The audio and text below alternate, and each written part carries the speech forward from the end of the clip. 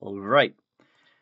So, previously on Beyond the Heavens. Yes, I'm returning to my old recap voice because I hated doing the other one. So, so you guys had explored the IS Vanessa Hexington, found found a couple of things, checked engineering, checked the captain's deck, checked the cargo bay, found a lot of MREs, a lot of guns, and a lot of supplies and explosives. Uh, all the all the while, Jerkaul was watching all of you through your helmet cameras, which means that he did see everything you saw. But as part of this, the last thing you guys did was you guys went to a hangar that was not logged in the ship's computers, despite the fact that this ship clearly had four major hangars and there were only three listed in the databanks. So you went to that mysterious fourth hangar, and you found a ship, a really cool military prototype ship. How However, upon finding this, you guys thought it would be best to discuss the ship amongst yourselves and then decide what to do with it as a group. So, with that in mind, you opened the ship's hangar doors, and Jerkaul flew the ship out from the hangar he was currently docked in, flew around, and then came and parked right next to you guys. So he came to you. We pick up, not not immediately following that, but with Jerkaul, with what he was doing while you guys were exploring the ship. And I'll get through this very quickly because I do want to get to what happens next. So, Mike, Yeah. you you are sitting on the just good enough, just watch it, watching Actuary, Dragula, Yana, and Ellie all search through the IS Vanessa Hexington. They go the places you tell them to go. You actually do watch when they find things, so you're at the very least somewhat aware of the things they picked up. I'll let them tell you about it when it's time for some actual role playing. Mhm. However, when when they open that last hangar door, and you actually see as well this ship they discovered for the first time.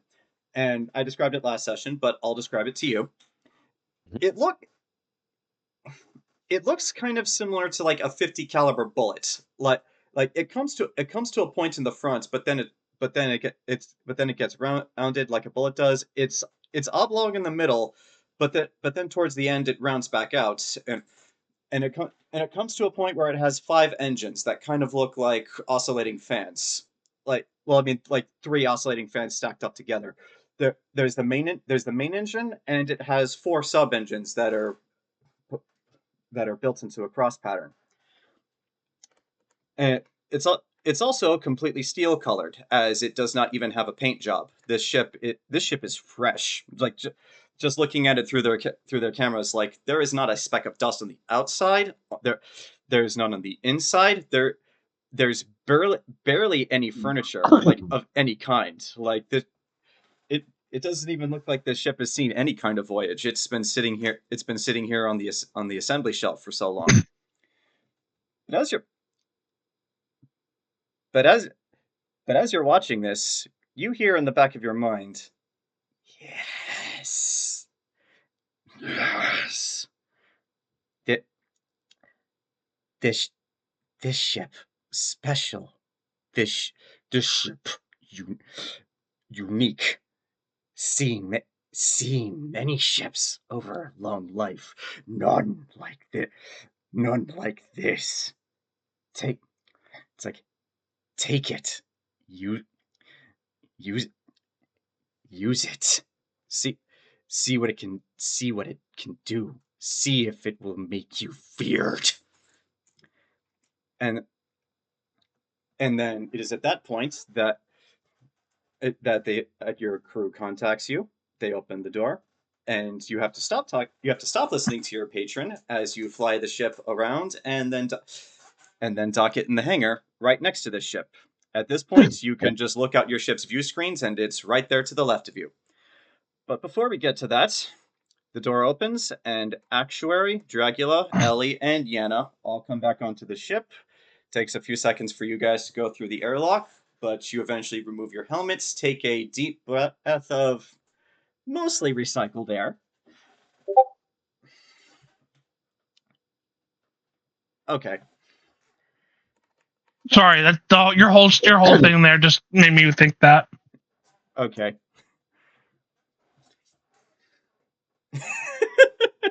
All right, but yes. So yeah, I'm gonna say for the sake of simplicity that you guys are keeping your spacesuits on. You just took off the helmets, just knowing that you guys are gonna have to go back out there soon to do something. But yeah, I got to collect materials for new projects. But yes, you have all, including Ajisai, met back up in the meeting room. You are all aware of everything you have seen. So, what do you guys want to do next?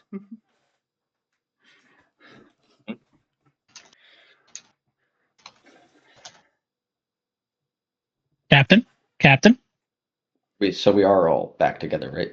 Yeah, yes, we're back in the ship. Yeah, you are all back together. Like the rest of the party wanted to come back in and discuss what to do with the things you found and what to do with this ship you found as a group. So that's where we are. All right. First off, I need an inventory of everything that's been collected. Right there. Itemized. Actuary, do you still have that spreadsheet that you found? Hell yeah, I'm a logistics guy. So Actuary, There these be written in crayon. No, it's a You tablet. can even find it correct. No. Wait, Dandelion, they discontinued this in 2017. How'd you find this? I mean, it could be in Comic Sans, but Comic Sans went extinct after the Armageddon War. Anyone who finds that's like a relic. If you use Comic Sans, you'll be shot on sight. Mm-hmm. But no, Actuary, Okay. it's a Okay, fine. The inventories were in and then no. It's no, because this is Actuary presents you, Captain, with a full spreadsheet in Excel because it's Excel. The program was built perfect. It will always be perfect. Space Excel. Nothing is improved because it's already perfect. Yeah, it's like no. That's the funny thing is like Excel is the one Microsoft software that has remained largely unchanged since its creation. Yeah. But everything is neat, organized not just by type but by department. Mm-hmm. But yeah, so on this spreadsheet, Mike, Yep. you see a full list of everything in the ship's cargo hold, which includes not one but like multiple of each, like big like shipping containers for like on the back of trucks full with MREs, weapons, like supplies for the ship. There are some medical supplies, like, and just lots of different things. Like a ship this big is, as I said in the last session, is big enough to host a small army, and so they have had to feed and supply a large army. So you have all of that now. Like all of it is mostly untouched since the ship's been floating here in space. Oh, and the drugs. Yeah. Oh yeah, and Yana also presents to you a box of drugs, which is entirely like those little canisters of caffeine pills. You saw on the helmet cameras that this was a research ship, and the science department was larger than normal, so there were a lot of scientists.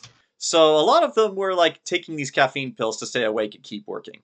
But yeah, you basically have a box of caffeine pills.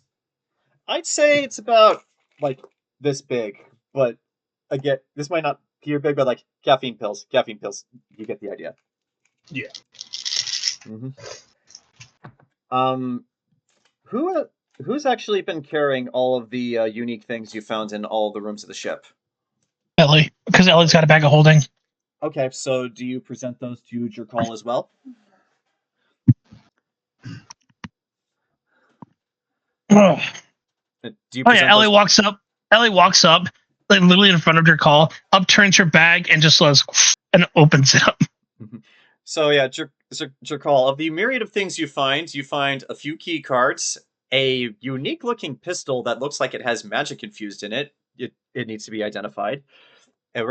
A ring, a couple of potions, and honestly, I forget what else you guys found, but I know you wrote it down. Well, give me a sec right there. I seem to have the identify spell already with me as a ritual. I do. I already have it. I can cast it.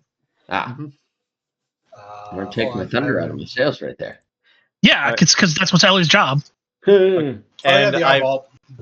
They also dump out an eyeball that you actually watched from Actuary's helmet cam. He removed it from a scientist that was on the bridge. Yeah, basically, it's a to kind of elaborate a little bit further. It's a optical implant. Mm-hmm. You're not sure what it does. Not yet. Yes. All right. Mm-hmm. All right. Well, once we got a good summation of everything here, and once we've identified what we got here, so we got that fancy new ship that we'll probably be taking. I would suggest she be still alive, right? She's in the room. Is she in the room? Yana? Yeah, she's in the room with you guys. All right. It's like, So there was nothing further than disregard that one. Be like it's like nothing further specifically shown in the ship or anything further to be found. nothing but dead floating bodies. Dead bodies and that bitchin' ship. There were all those weapons though. If we want to sell those. Mm-hmm. Mike, I should point out, like, you did find crates full of weapons, but they're all standard issue. Like, no magic, no +1s or +2s, just all regulars. But there are crates of them, so they're worth quite a bit of money. Oh, actually, does bring up the elephant in the room. Mm-hmm. There is one other item of concern that we found. Yes. She points outside the door at the warship. Mm-hmm. She's equipped with a singularity generator.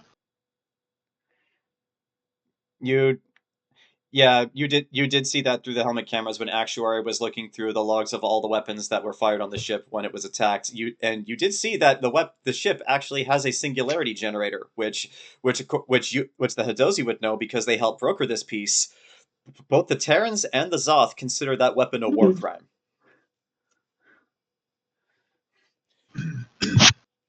Mm-hmm. So we can hold on to that for later.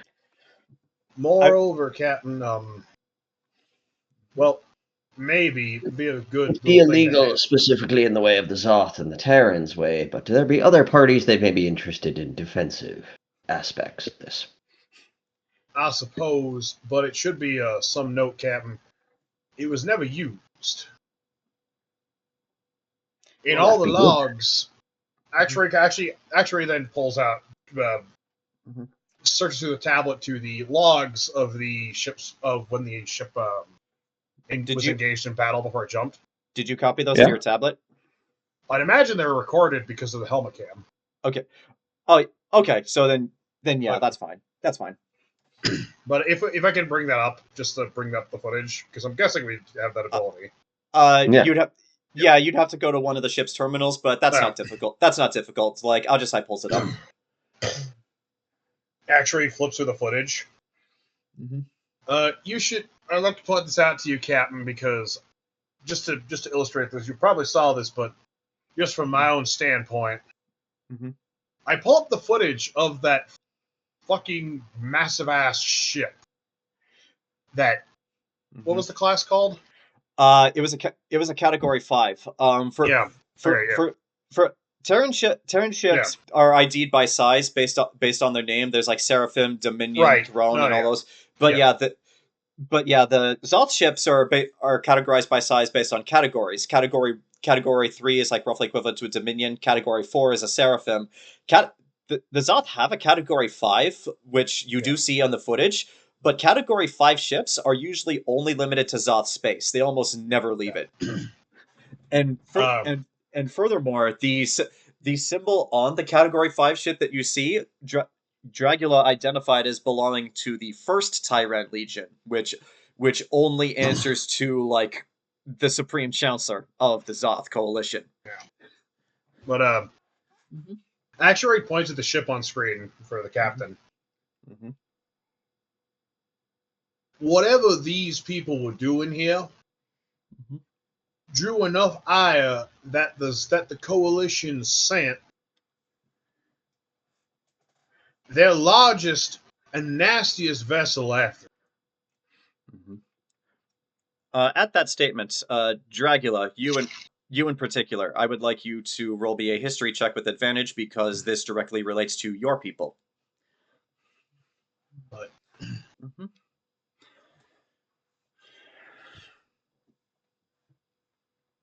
Well, I rolled an 8 and a 9. For my history bonus, a -1 gives me an 8. Well, I mean, as far as you are aware, what Actuary said is absolutely correct. That's all you need to know. But Yeah, Drago just gives a thumbs up. yeah, but then Actuary goes, so just so you know, Captain. Yeah. There's a weird voodoo about everything. Moreover, on the bridge, of course, we found the admiral, we found the captain, we found the whole host. The head science officer was also on the bridge. Mm-hmm. Well, actually, not the head science officer, the lead scientist.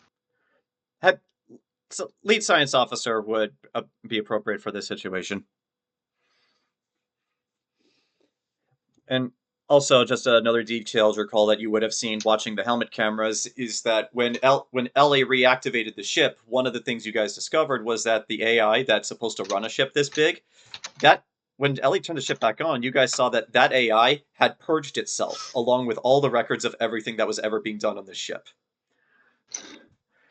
Yeah. Which can only be done with a direct order from the captain. Yeah, and and actually it's kind of Mm-hmm. now. Yeah, there's something. It's a 54-year-old ship. Yeah. That we found in the middle of nowhere, dead crew, carrying a war crime. Yeah, Yana at that pipes up and just like, oh, the Tyrans are engaged in sinister shit that they shouldn't be. Like, what else is new in this galaxy? Actually, just slowly turns and looks at her and goes, "Sweetheart, you don't know the half of it." Yeah, There'd be much darker things that all sides of this war have worked on in that way. and You realize how many prisoners of war I experimented on for Project Good Boy? I still wish you hadn't told me that over dinner. But I have to talk to somebody about it. Or how many men I had to cut down when I served. yeah. So yeah, like be strange things as well in space.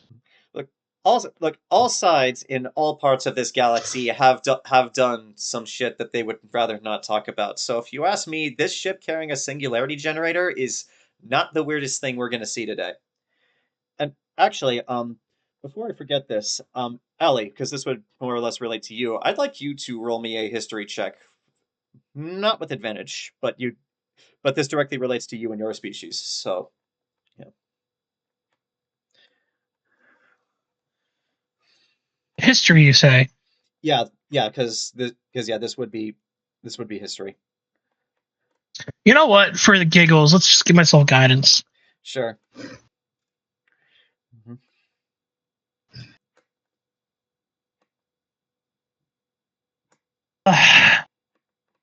This is not a crit.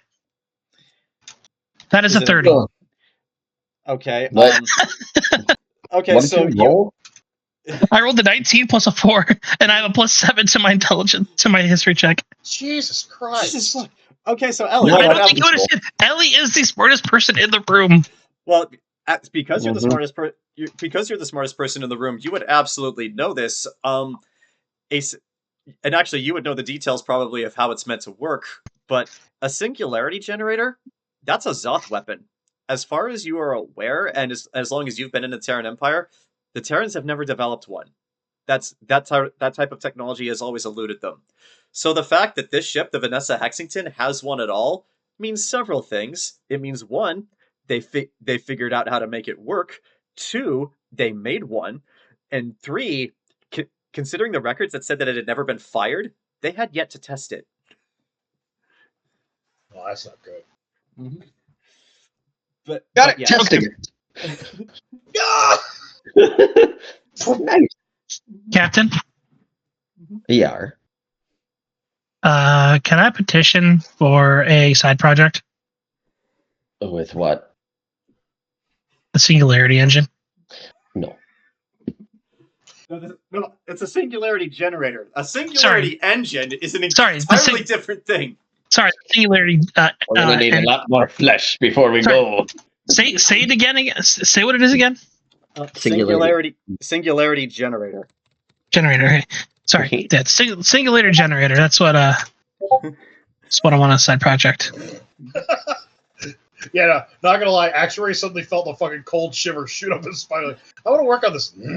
The singularity engine.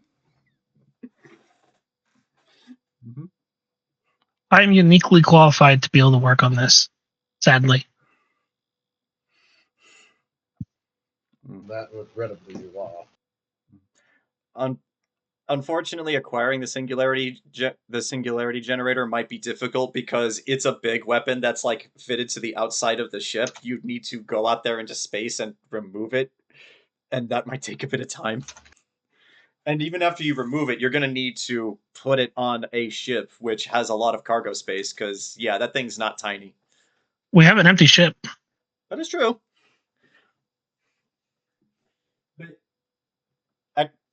Actually, as you suggest that, Ellie, you watch Yenna look in your direction, and then Actuary, she sort of scoots away from Ellie closer to you.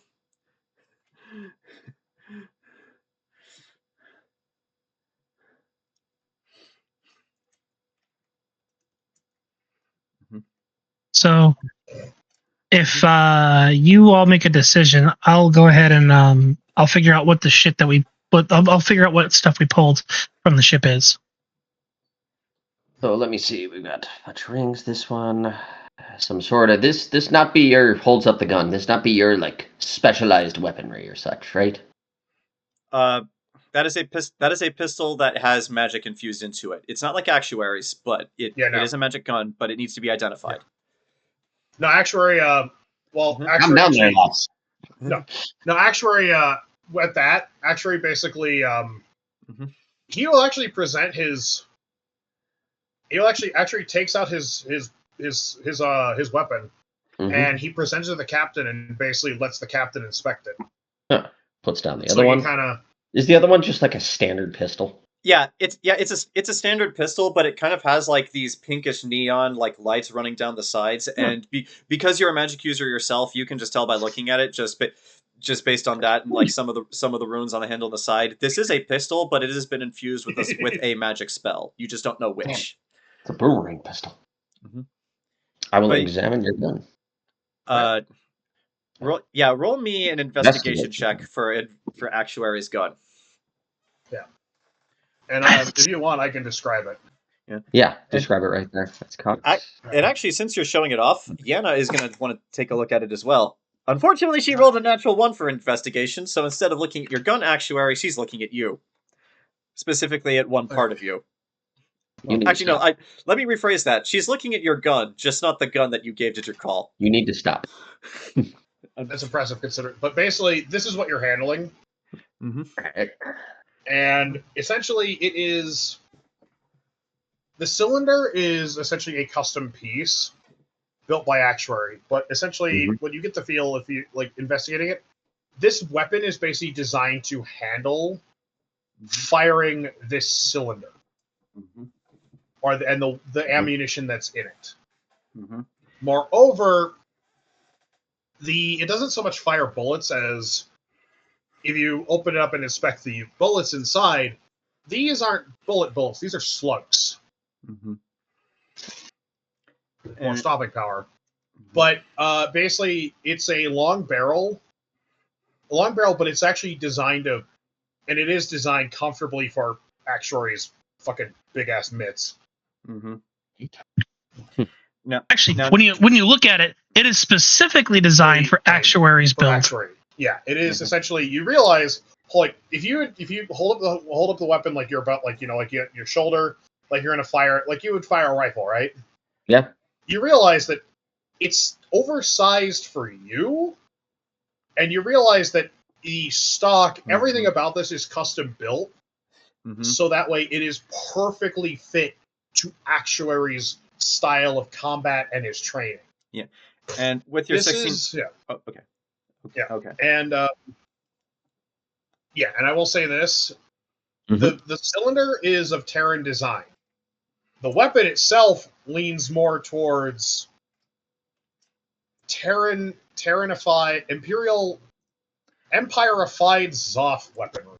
Yeah, and Jerkaul, with your understanding of magic, with that investigation, what you know with this is that the cylinder and parts of the inside of gun do have magic runes on it, which enable to channel a spell through the slug and fire it out from the gun. Here's the interesting thing about magic guns.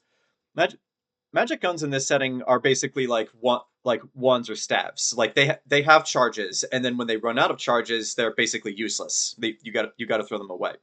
So yeah, most magic weapons are good for a time, but then when they run out, they're dead. They're just dead as dead. This weapon, John, are we talking about two different weapons? Yes. Yeah. Yeah, we have two different weapons. Okay, because I thought he was doing the investigation check on Actuary's gun. No, he's describing.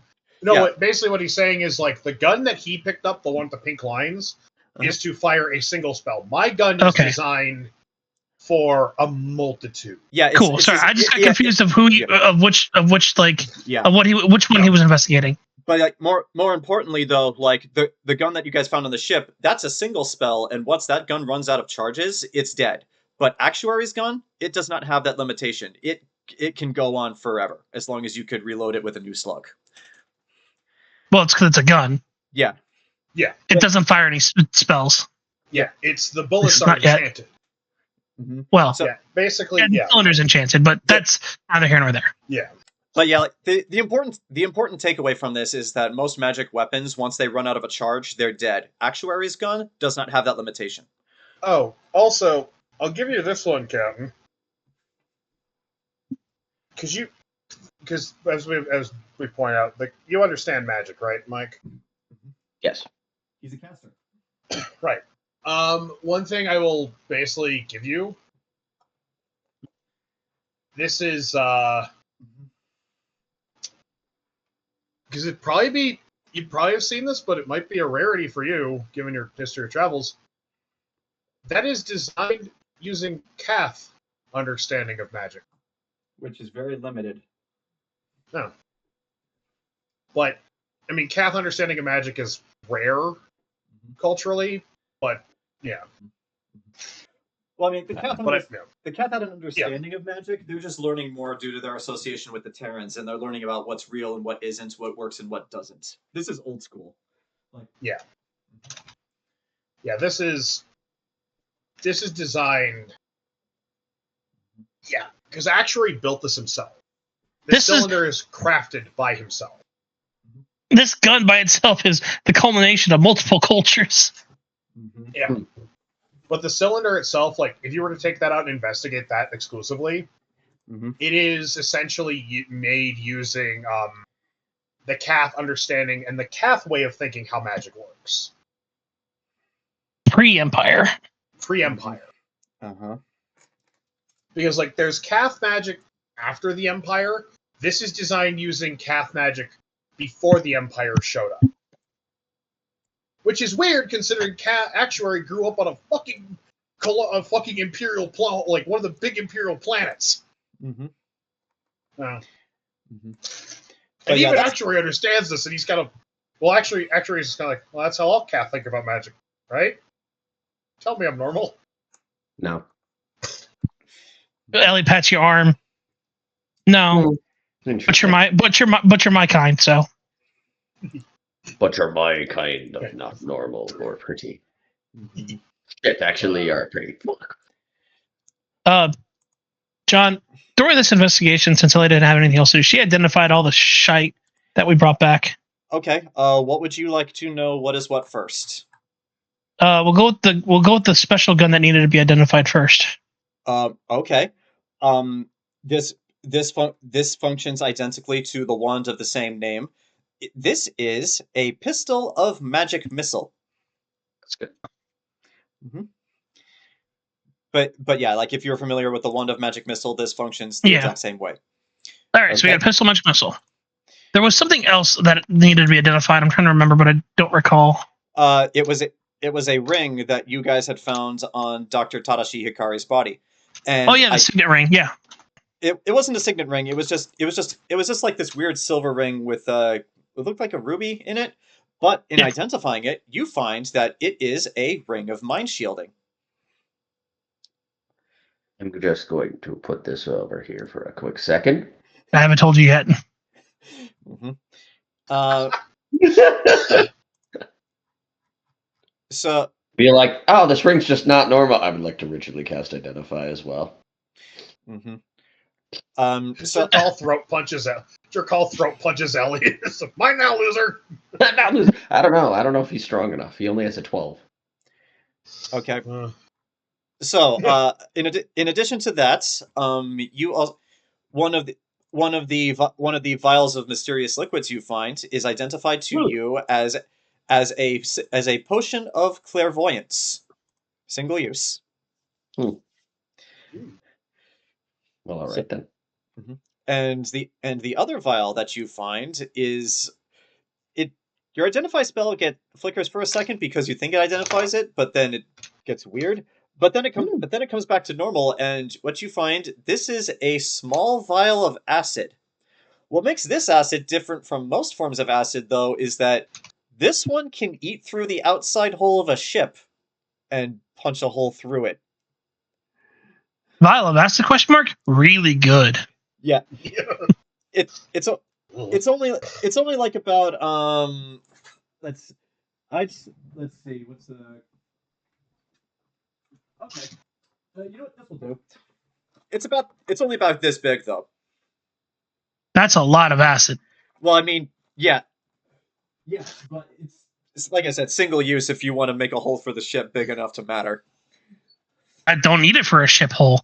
I could do a lot with this. Okay. All right. Some of the other things that you find, they are not magical, but just to go through them, you have the numerous key cards. From the captain's personal safe, you have his personal tablet, which does work. It just needs to be recharged like a cell phone. There was an actual paper book, which is an old copy of War and Peace. And Jerkaul, this might be of interest to you. You find a star map with numerous positions in Zoth space marked. There are no notes on it. There are no notes on this, though you get the vibe that the captain's personal logs might have some information about that. Yeah, let me check my notes. What else did you guys find? You found 2 healing stems, and yeah, that about covers it. I have prayer beads. I mean, those were just regular prayer beads. They don't do anything. I mean, if you did identify those, they would identify them as just regular prayer beads. Yeah. If they're in the pile, it's all getting identified. Yeah, they're nothing special. Like the things I had told you, those are the only things that were special. Everything else is just normal. Okay, so I sit there for a moment, going over. I'm like, okay, I've identified the stuff. Pushes 95% of the pile over to the side. It's worthless. You identified the stuff, and 95% of it you say is worthless. I'd like you to explain why it'd be worthless. I go over and explain what it was, that like the stuff that was, which was all just mundane different things like prayer beads and whatnot. Mm-hmm. Oh, and she includes always be a market for stuff. She also includes the captain's data pad in the worthless pile. What is this? Oh, the captain's data pad. Why do you think this be worthless? It's not interesting. I mean, again, the captain's data pad still works. It just needs to be recharged. Oh, I never said it was broken. I just said it's worthless. Because it's uninteresting. That's her little answer. She literally looks at you and says, it's uninteresting. Captain, if I may. Okay, so what we're going to be doing here now is put everything back in the pile, right here. Give me 10 minutes, and I'm going to be ritually casting Identify in this. I look at you, I'm like, I can tell you what's in the pile. It's just uninteresting. She's like, I rattle off the entire list of everything that John said of what's in that pile. Okay. And then I look over the two interesting things. Mm-hmm. As Which this are? as this is happening, Ken, Yana looks over to you and then just asks, "Are all Sakaar like this?" Dragula shrugs like, I don't think I've met enough to say whether or not they are. Fair point. So she holds up the one gun. It's like, this pistol can fire the spell magic missile.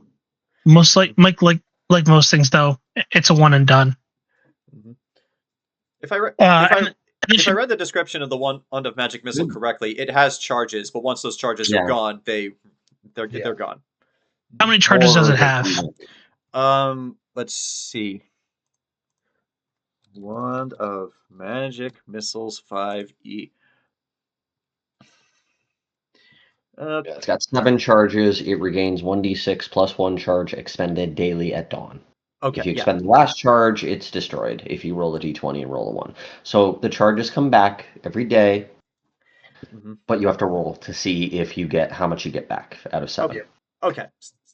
Charged weapons don't typically just turn off when they lose all the stuff. It's usually, hey, you're gonna know if you're at the end of the charges, you stop using the weapon and you let them come back. Oh, this is actually really useful though. Like Wand of Magic Missile is really good for people that don't have ranged force damage. Like me, worthless. I have Eldritch Blast. So I hold the gun up. I'm like, it's a pistol magic missile, 7 charges, and then the refill at dawn. It's like, that's why it was in the interesting pile. The other thing in the interesting pile pulls up the ring. It's like ring of mind shielding. I would elect to take that as part of my share. That'd be useful to have in any circumstance of making any sort of negotiations or talking with individuals. Ellie literally just like flicks it at you. All right, that's my inventory. Which by the way, since it's a power saving measure, artificial gravity is usually turned off. When you flick him the ring, it just like floats gingerly through the air in his direction, and he's just like. But yeah, as that happens, you watch as Yana like watches the ring as it floats by, and just like, fuck! I was searching that guy thoroughly. How did I miss that? Because I found it. Also, more importantly, because I be built different. Exactly. But Actuary goes, that ring was on the lead scientist.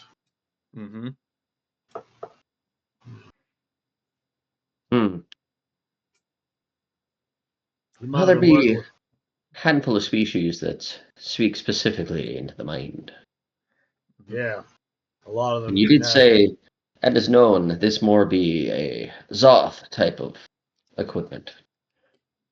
The engine or the generator, yes. Everything else was Tyran.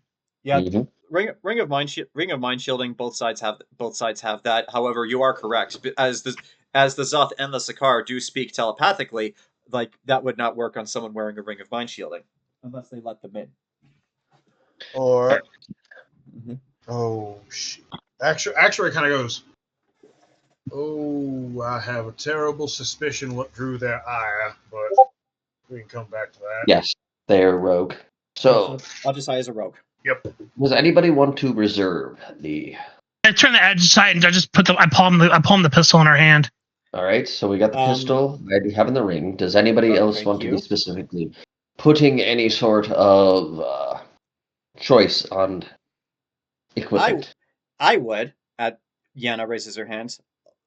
What to be specifically? Yeah, Well, both Yana and Ellie raise their hand at the same time. It seems so. You get to decide who speaks first as the captain.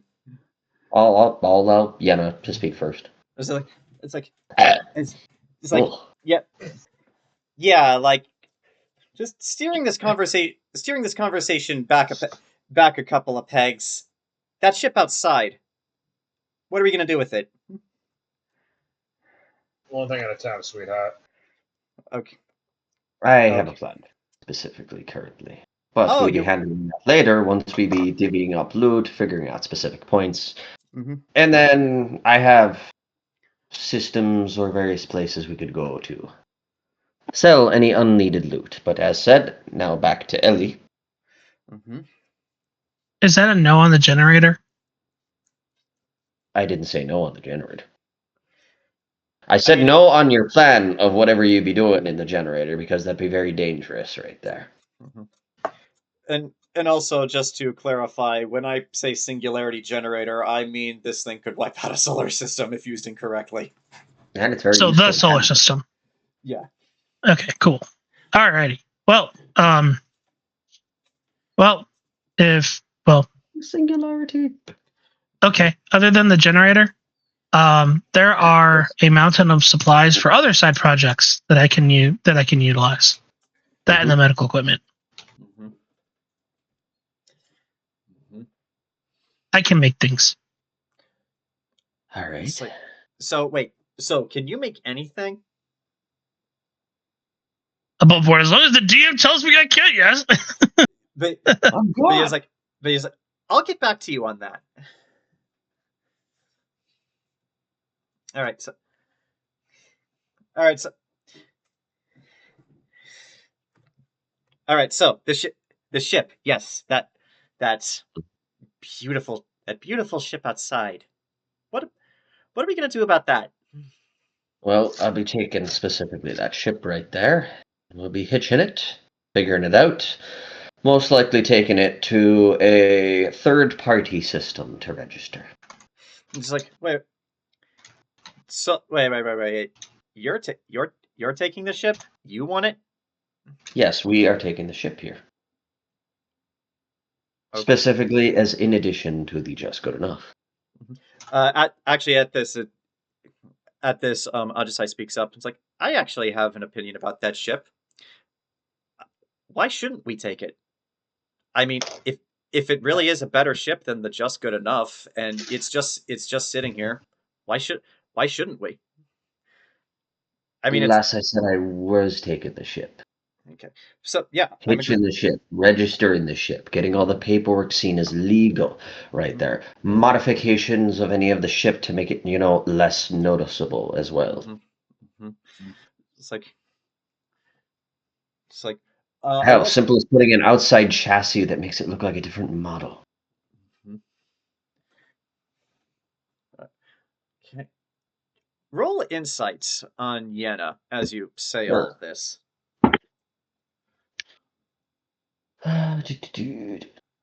27. I'm gonna type to you what you see. Skadoosh.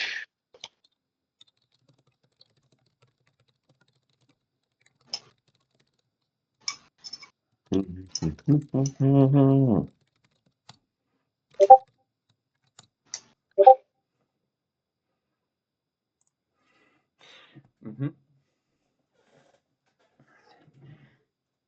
Do you have an opinion that you would like to say? I would still like to discuss my finder's fee for bringing the job. I I mean what I Must mean once be handled. Once we specifically sell everything that we don't need, negotiate specific points there, I'll be eating the registration of the ship and everything out of my share right there. Specifically, divvying up the points, and then you'll get your specific 20%. but Wasn't even 20. It was less than yeah, that. I'm pretty sure. it was Was it 15. less than that? It was 15. 15. Yeah, it was 15. Then you be getting your 15% after that point right there. It's like okay, but how about this? You know what? Actually, no. No, never mind. It's probably better to discuss this once we actually get somewhere and know how much all of this is actually worth. Oh, this be an open committee right here. If you have something that you need to say specifically, rather than letting it fester at the point, feel free. Okay, how about this? As I roll persuasion on her. Roll it. 10 plus 2 is 20. 20 unnatural. That stone's already paying for itself. Okay. So you get that, and you watch as cracks start to form on her little facade, and she's like, okay, fine. You two seem to be in agreement. She points to you and Ajisai, but for the rest, there seems to be a bit of discontent about what's to become of the ship once this mission is over. If that discontent is still there and the job is said and done, I'll take the ship. I'll take it as my 15%. And as soon as these words leave her mouth, Jerkaul, you hear in the back of your head, no. And it's like, no. She is young. She is arrogant. She has squandered this gift. Ship worth much more than 15%. Lass, we divvy up loot once it be finished at that point. Yeah, Zach was also wanting to do it. Yeah, I saw that. As it was going through that, if you want to roll that, Zach, just because that's happening during the time. Yeah. 19. That's pretty fucking good, because Okay. I can't even see you. My passive is... Yeah, keep going, Mike. What is Dragula's while doing during this period, Ken? Good question. What is he doing? Yeah. Just kind of what you guys deal with all this, probably listening to his tune. Alright, and then what's Ellie doing as well? Sorry if I'm barely talking about... No. Look, allergies, my throat feels like shit, so No, you're fine. Completely. I'm imagining Jerkaul. I'm just imagining Dragula just sitting there like while everybody's arguing, slowly cranking up the volume on his tunes, and just like as things get more heated, he's just like, well, I'm just gonna sit here and vibe. Vibe check. Jerkaul, you would know this because you're a magical person. That bag that Ellie dumped out, all the stuff that definitely shouldn't have fit in the bag. Bag of holding. Well, yeah, you bought the bag of holding. You bought the bag of holding at the pirate station, didn't you? I did not buy it. I made it. Yep. I made it. Artificer. Now, again, Jerkaul would notice this because you're a magical person. That bag that Ellie's holding, that held all this extra stuff that definitely couldn't hold, is no longer magical. No. You notice, though, that Actuary's gun seems a little bit more magically inclined than it was when she casted Identify. Yeah. Zach, your gun's a +1 again. Wunderbar. This doesn't seem fair. But yeah, so Dragula's listening to Living Dead Girl. Actuary rolled pretty damn well to get up and sneak around behind Yana as she's locking eyes with Jerkaul. And Jerkaul, what do you say? Alas, you be knowing this. Typically how it be done here. Per the contract you signed, once we specifically sell all the items, assess value, everything in that point right there, then we divvy up specific points. Specifically, I be divvying up points. That's why I asked specifically beforehand as well. In special cases for ships or any other heavy set equipment, final decision comes down to myself, or if I am otherwise indisposed, down to me quartermaster Ajisai right there. And then following as it goes from Ajisai, Dragula, Actuary, Ellie. What you'd call a chain of... yeah. Fucking fanboys. Which, by the way, Ken, the way you were sitting there, which is like with your headphones in, that's exactly how I imagined Dragula was sitting, just like. Just like. You watch as Yana just stares at you silently for a minute, and then you can see the gears turning in her head, and she's just like, All right, that's fair. And you are correct. I did sign that contract. But I do want my 15%. We are going to talk about this when this mission is over. I want my fair share and my 15%. Yes, you signed the contract right there for the direct agreement of 15%. Okay. And I be a Hadozee. We always fulfill the contracts. Right. You do. You do. It's like but yeah, Ajisai actually pops back up, and just like, but yeah, that goes back to that ship. That ship is empty, basically. Okay, all right. For the moment, Yana seems to have calmed down, but you can still do that if you want.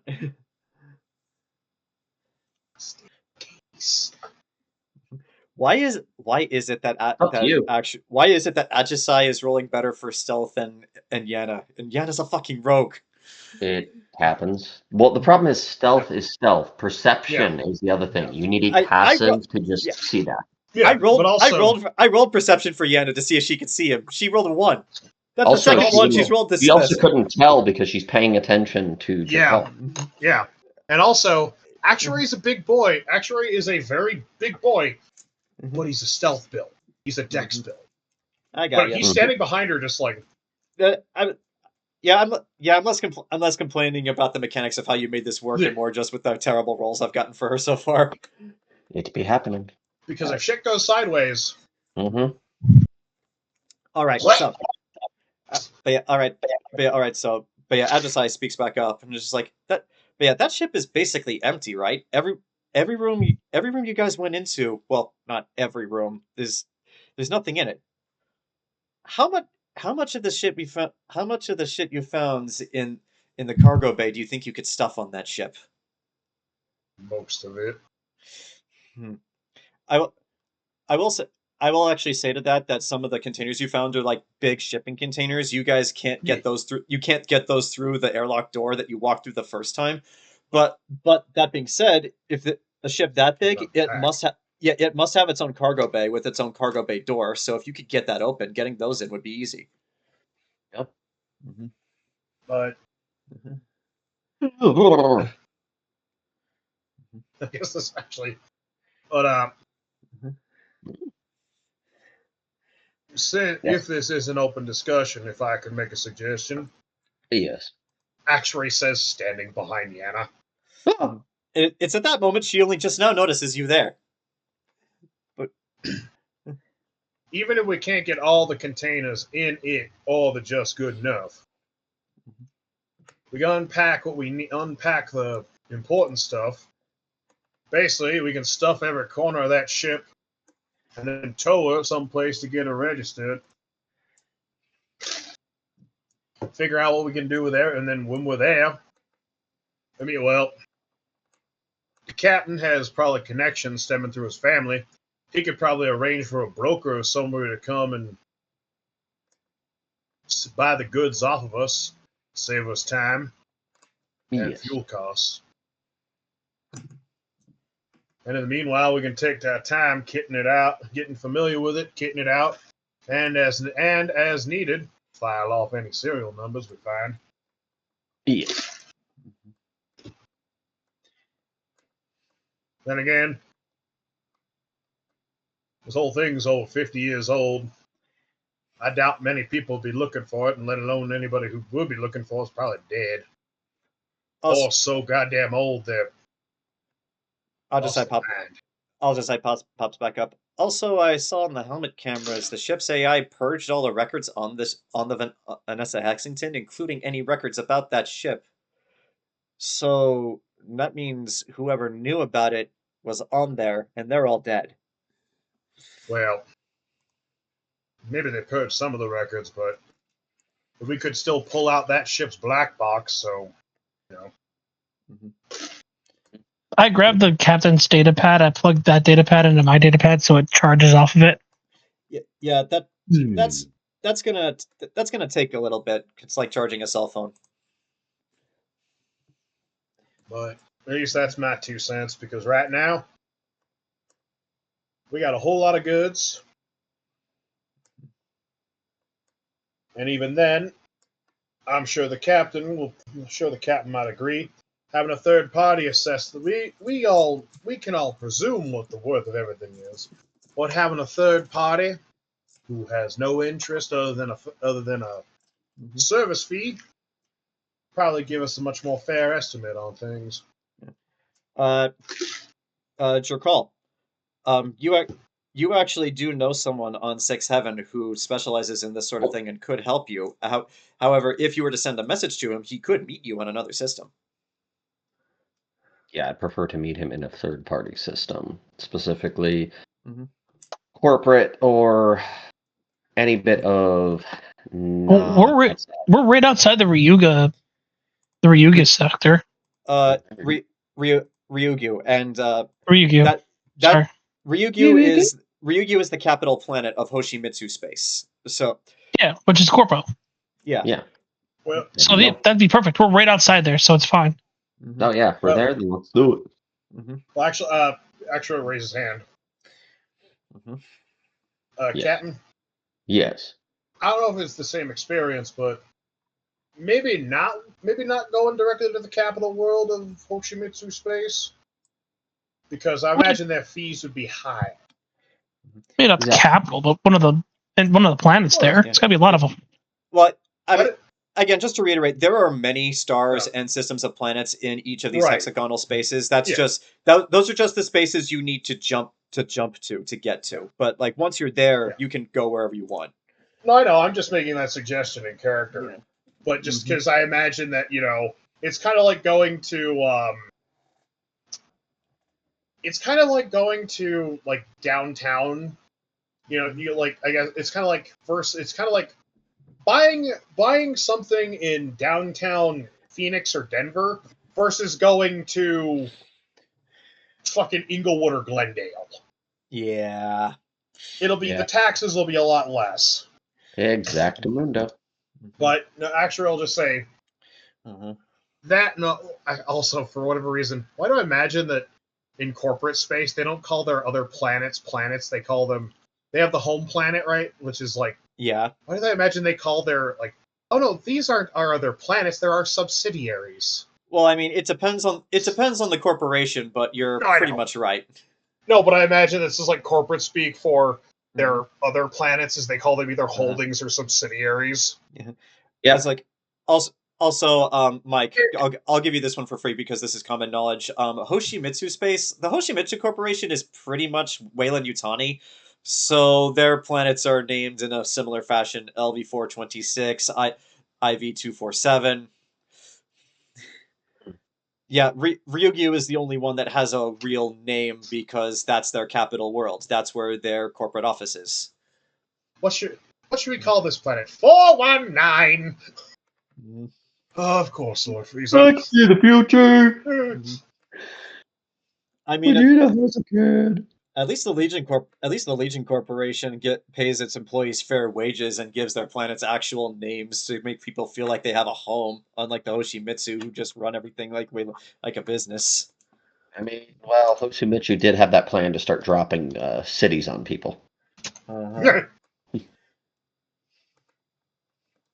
There might also be a cult within the Hoshimitsu Corporation that sees the World Eaters as a perfect being, and they want to integrate it into themselves, which is I understand why they did it, Romulus, but that's still the stupidest thing I have ever heard of in any science fiction ever.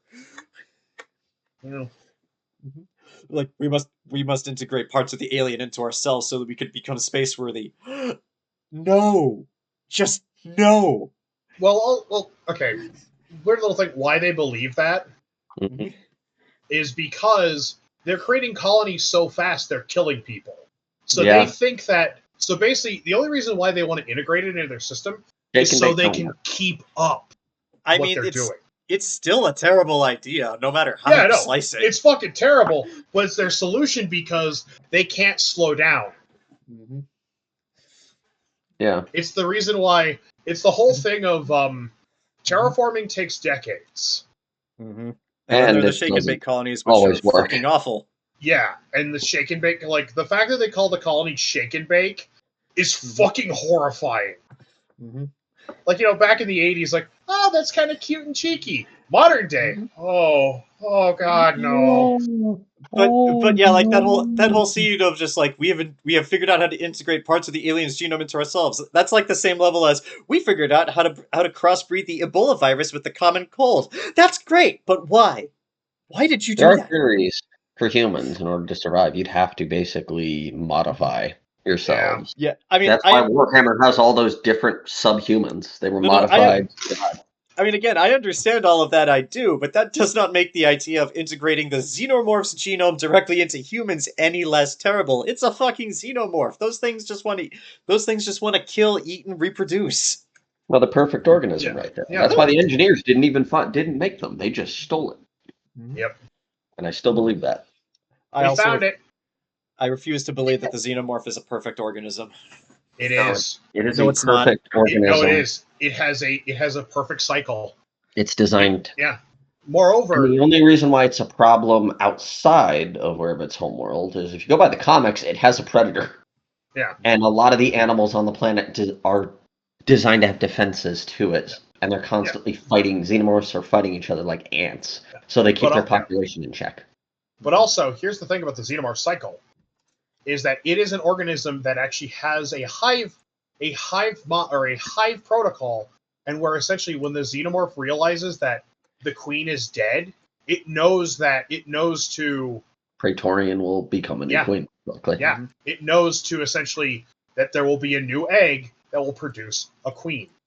Or an existing one can turn into a queen. Yeah, and basically the cycle, it is a closed cycle. It doesn't need outside anything. It can literally just... Yep.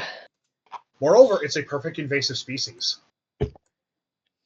Mm-hmm. Yep.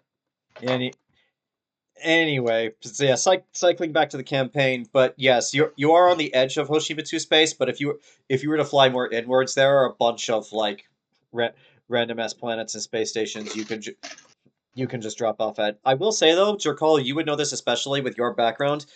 If a ship does not have a registration number, if you dock at any legitimate ports, including ones owned by any of the corporations, you will get flagged and you will get searched.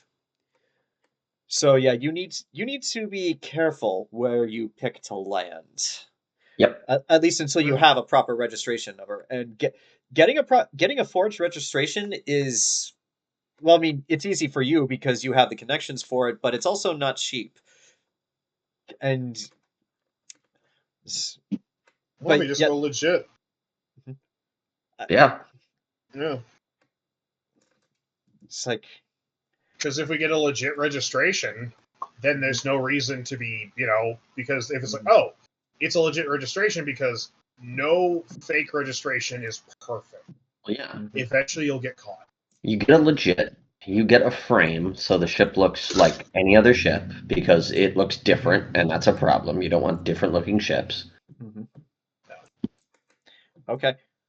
Which, actually, you bring that up in character? Yeah, I brought that up earlier with the frame. Actually, if I could make a slight suggestion, if we do kit her out with a chassis and a frame to make her look different, might I suggest actually modifying the body and the hull to actually fill into the chassis and expand, cargo space? It could also work directly right there. I mean, yeah, it'll take longer, but I'm sure we find the right people. But just a suggestion. I know fitting around with a chassis would probably be a lot faster. Either method can work.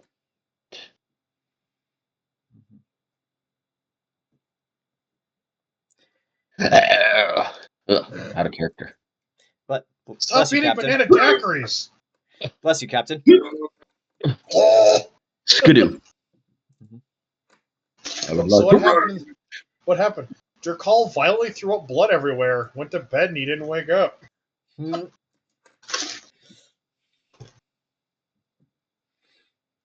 All right. But and actually, I'll bring this up. Yeah, if you don't mind, Captain, he kind of goes through the pile.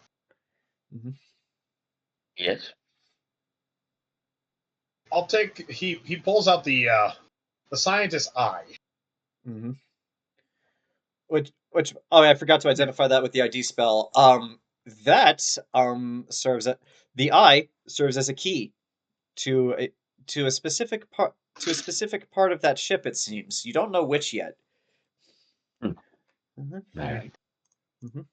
But I'll take the eye, and he pockets it All right. in his front pocket because he knows put in his back pocket. That's you don't put shit in your back pocket. That's how you get pickpocketed. But yeah, he puts it in his front pocket, and then he takes out the dog tags from the soldiers that they searched.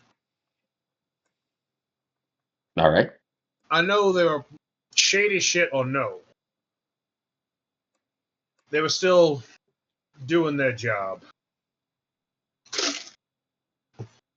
Hell, actually, he looks at the tags. The Admiral probably knew what he was in for, and he actually tosses the Admiral tag, but he grabs that he's still holding onto the Petty Officer tag. I doubt that a Petty Officer knew exactly what he was in for. And Actuary pockets that guy's. I'll give the Admiral tags to Ellie so she can use the scrap for something, but Actuary will hold on to the Petty Officer John Hungry. I forgot that's the name I gave him. No. But he's so hungry. He's so thirsty. So thirsty. In more ways than one. Not as thirsty as Yenna. Uncomfortably so. Vigo would destroy Yenna. Begone, thought. Who's Vigo? But Vigo? Oh, read the Devils. Okay. All right. But now, Actuary, that's all Actuary does. Is he just kind of says, and then actually, yeah. With how thirsty the NPC chick is in general. Yeah. Chick's hot. And Actuary will actually offer a slight prayer in Nikirian. Nikiran. Yeah. Yeah. So, Brain, take good, Brain. that's okay. It's like, okay. He's not a religious man, but Immediately ship gets disabled, struck by lightning. So, you idiots! Sorry. That's what it is. It could be worse. It could be raining. You idiots! It cannot rain in space. Damn it. Not again. But no, yeah. Actuary offers a quick prayer in Kathari and pockets the. All right. Yenna speaks back up. It's like, okay, that's great and all, but before we can do literally anything with that ship, we're gonna need to restore power to it so that we could, open the cargo bay doors and get the elevator working so that we can start putting things in it. It's like, Captain, I feel like that's going to be hard with with the giant hole in the room. Like, what giant hole in the room? The one you described last session. That was in the big ship. That's in the big ship. I'm talking about the ship that's next to you guys. And we did restore power, but it's just the life support is not on because we don't need to be venting. Yeah. But yeah, you guys restored power to the Vanessa Hexington. Yenna's talking about restoring power to the ship that you guys found right next to you, so that you can, like she said, open the cargo bay doors and get the elevator on the inside of that ship working again, so that you can more easily start moving things. Bay doors, how? But yeah, continuing that and just like he's like, Captain, I'm going to assume that this ship has jumper cables for that sort of thing. So Mhm. so if you don't mind, I volunteer to help start setting that up.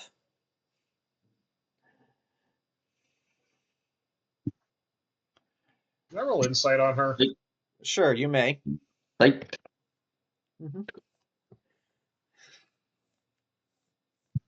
insight always with guidance, because Who are you guiding? Are you guiding Actuary? Or are you guiding yourself? I'm guiding myself. Okay. I was like, insight. 11. I got a 21.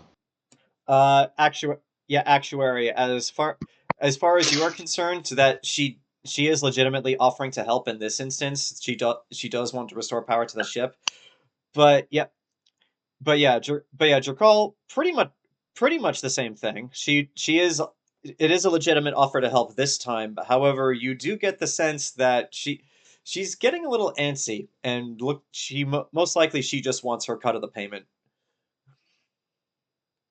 Mhm. That being said, though, Jerkaul, it would be wise if you were to maybe assign Yana some help so that she's not doing everything by herself, and perhaps someone to keep an eye on her. You need Yep, advice. that's why I was asking. Okay. Does anybody else have mechanical knowledge? Out of character, but yeah. One of us does, but he's not talking. Probably Ellie. I would guess, but Ellie's not answering. Yeah. Sorry, I didn't hear you. What? Stop playing porn. Yeah. The captain was asking if anyone in the ship has mechanical knowledge so that you guys can turn the ship you found back online so you could get the doors open. I mean, if it's just to turn the ship on, that's pretty easy. But yeah, Yeah, all right. If you could assist. All right. cool. I will turn the ship on and then go. Actually, turns to Actuary. You need to go get all the stuff that I want. All right. So What? Actuary goes, what? Do you have a list? Goes over to the captain. Can I get the list back?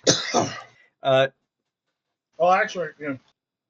Yep. Yes. Yeah. All right, goes back over, goes through. I've highlighted all the items I need. Actuary just kind of. 3/4 of the list is highlighted. Actuary look. Actuary kind of goes. For the love of Nikira, help me! Oh God! I go. Okay. All right. He goes. Dragula. All right. Because actually looks over to Dragula and goes, "Big man, you and I are going to be doing some heavy lifting for a little bit because 2x2." Right. All right. And actually looks down at the list again and just kind of goes, "A lot of heavy lifting." Apparently, she wants a lot of. Actually, go 3/4 of this goddamn list. Jesus, girl. All right. So, while Actuary and Dragula get their suits back on to go start collecting things, the process for transferring power from one ship to another is a relatively simple process. It's like jump starting a car. Pretty much what you need to do is you need to take a cable, run it from the engine from the Just Good Enough and all the way to the engine on that new ship you found, and then again it's like starting the car. You like someone on the Just Good Enough has to hit the ignition, and then somebody on the other ship has to be there at one of the main terminals at the front to basically turn the ship back on when you get the cue. So Okay.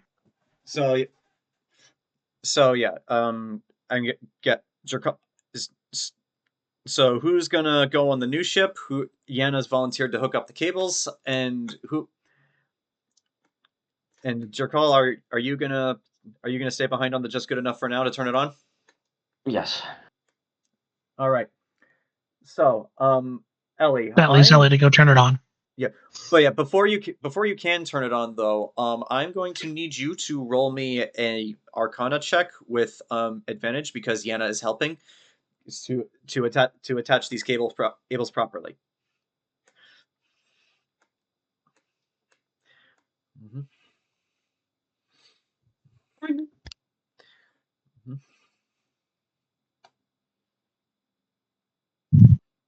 7 plus 15, 22, 25. Okay.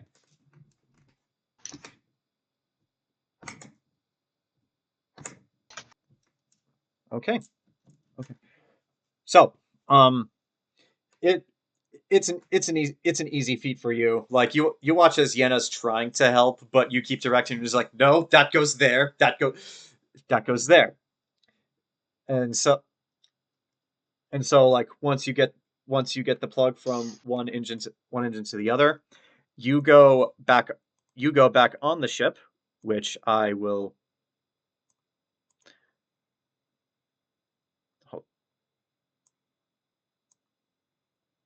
Can you see? Can you see the map of Deck 2 on World 20? No, I'm still on the world map. Huh. Okay. Because I remember there was a way to do this. Yes, you can drag me to the map. Yeah. That's what I'm trying to do, but it's not letting me. I want to change everybody over the map too. It's not like everyone else is doing anything right now. Okay, sure. Everybody moves over to the world map. But yes, you're going to need to sit at one of these two terminals at the front to be ready with your cue to turn the ship back on once Jerkaul hits the ignition on the Just Good Enough. Okay. Are you? I'm at the head of the penis. Yes, you are. So, Thomas on deck! are we ready?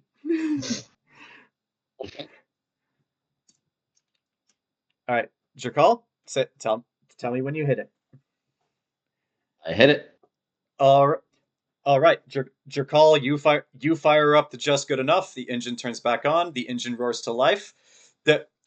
There's a spark that comes from the cable, travels all the way down to the engine on the other ship, and Ellie, the terminal in front of you and the terminal on the other side, both of those light up, and in front of you is a single panel that's written in Terran Common, and it just says ignite, and just says engage ignition. Yes or no? Beep. As soon as you hit that, instantaneously, all of the lights turn on the ship. What was dark before now has light. The panel in front of you lights up with the full terminal. The pilot chair right next to you, however, does not appear to do much of anything. But yeah, lights go on. You hear the whirring of gears and circuits as various systems turn back on, and then you hear a voice. It's like activate activation sequence complete. Running diagnostics. Diagnostic complete. All systems nominal. Fuel reserves at 100%. At 100%. And engines running optimally. Weapon system. Who are you? You are not authorized to be here. How did you get on board? And with that, we're going to take a 10. All right. Mm-hmm. All right, here we go. So, picking up exactly where we left off, it's like, Ellie, you hear the sweet, soothing voice of Sean Bean, which I can't do an impression of, ask you. It's like, who are you? You are not authorized to be here. How did you get in? The voice is omnipresent. It appears to be coming from everywhere.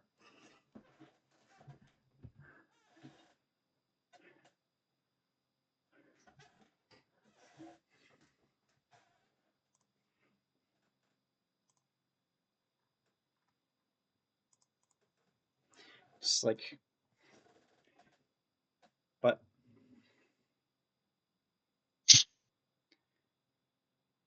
it's like scan complete. Biometrics identified as Sakar. Unfamiliar variants. How did you get on this ship? John, what is the name of the ship again? You don't know. No, the big ship. Oh, the Vanessa Hexington? Yes. Ellie looks around. Mhm. All military staff and crew on board the Vanessa Hexington are dead. Ship is destroyed. There are no survivors. There's a brief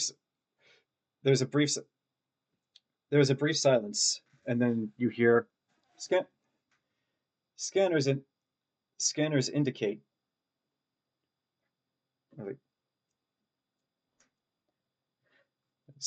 Scanners indicate 5 additional life forms aboard the Vanessa Hexington. Correct. Can you identify organic matter through the rest of the Vanessa Hexington?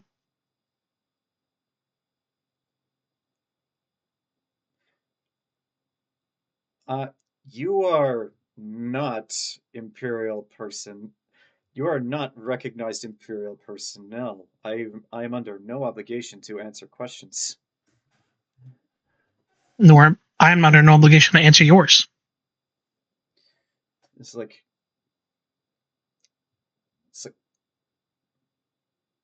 are you a hostile force? Ellie literally just shrugs.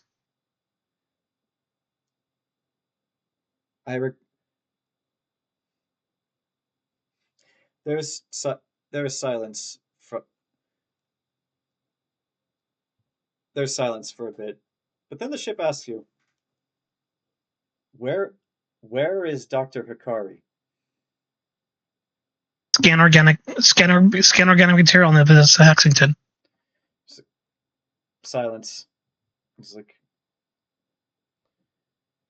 status of Dr. Hikari. On deceased. It's like As well as admiral and as well as military command on the vessel. I'll save you the trouble. it's like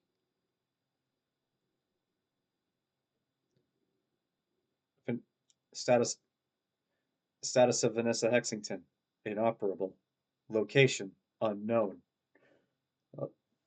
What's it?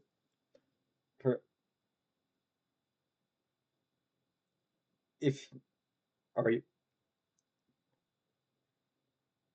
who are you? You are not military, but you do not look and act like other Sakar. And if the coalition had taken this ship, there would be many Sakar aboard this ship. But there is just you. Who says I wasn't military?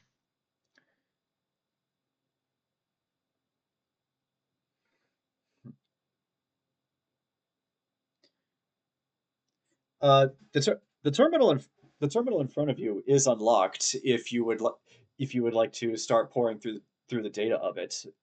Oh yeah, definitely. What specifically are you looking for? First thing I want to do is I want to go through systems. I want to know what systems the ship is capable of utilizing. Okay. Roll me an Arcana check to see how much you find.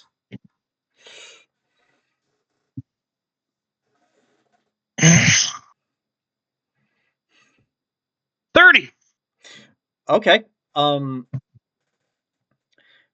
So, is there anything specific you would like to know first? Because I have the list in front of me. I just want to give it to you in the order that you find most important. In this case, no. I want to go from top to bottom of this list. Okay. Okay. So you find the name of this ship, but in the systems, it is listed as the XGP 588A-3, a code name Night Witch. I'm sorry, XGP what? Yeah, X. I'll copy it in for you.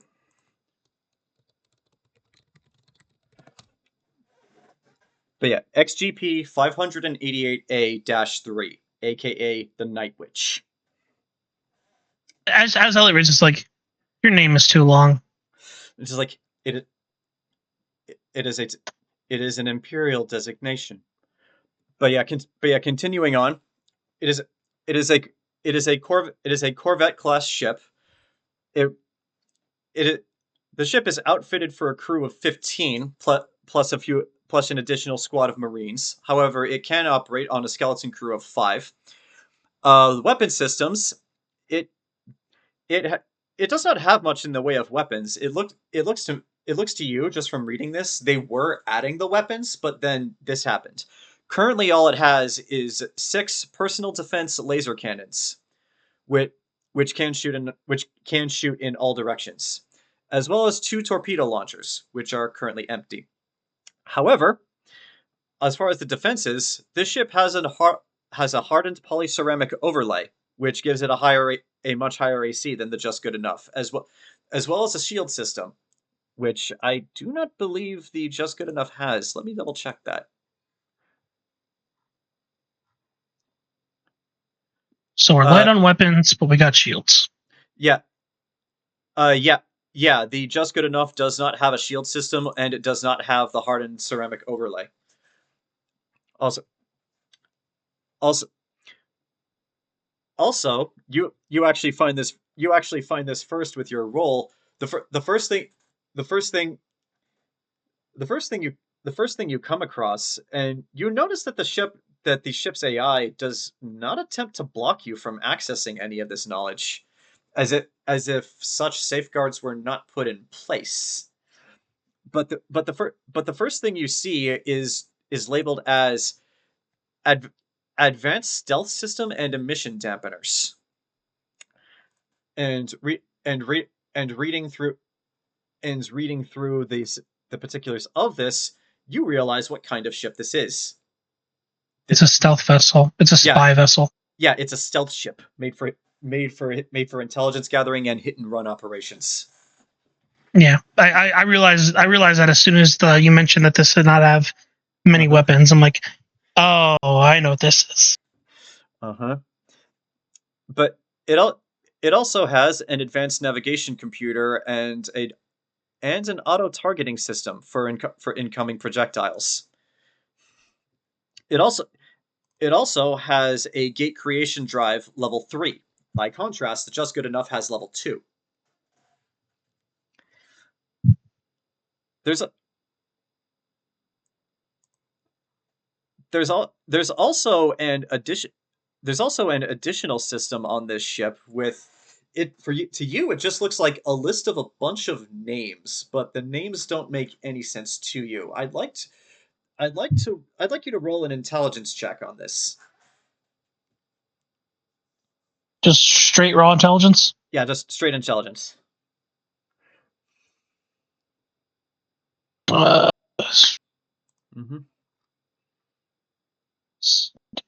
5 plus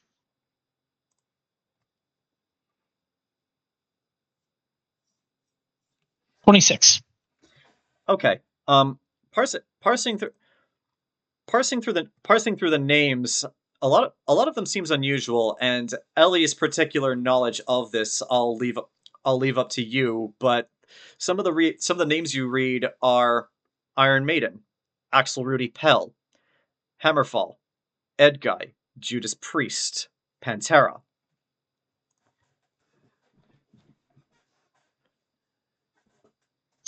She reads up Actuary real quick.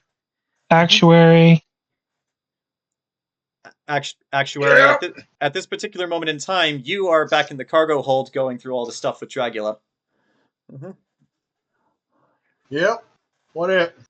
What's a Pantera? Actuary, roll a. Actually, for you, that since you're from Mars, I would say roll a history check with advantage.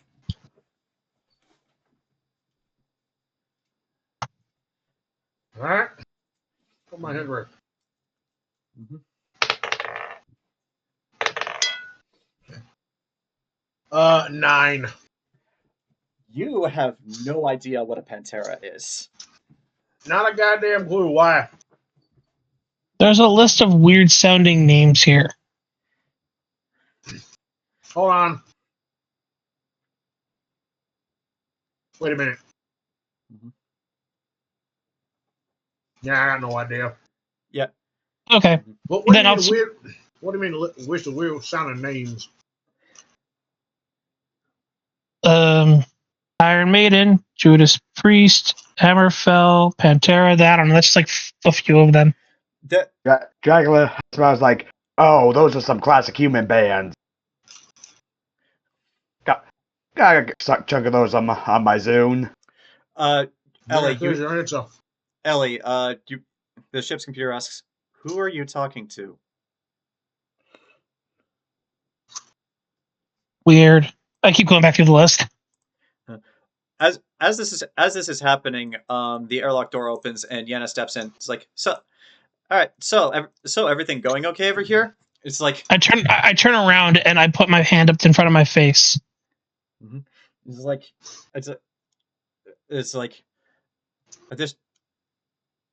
like Angel, if you would please identify yourself. Whoa! What the fuck? It's like, please identify yourself. Yana looks over to you. She's you doing that and just like, I reserve the right to identify myself until I am given permission from our captain. The a fair and recognized response. May I then request, please, to speak with your captain?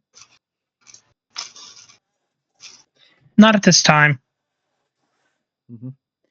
As Ellie then again proceeding to go through the systems. Which What is the engine systems? I know you said that has the gate drive, but like what are the just the normal engine systems? The engine systems are incredibly advanced. This like the gate creation drive just shows how much you could jump, but this speed has, from what you're seeing, insane acceleration. So hold on, I need to look this up.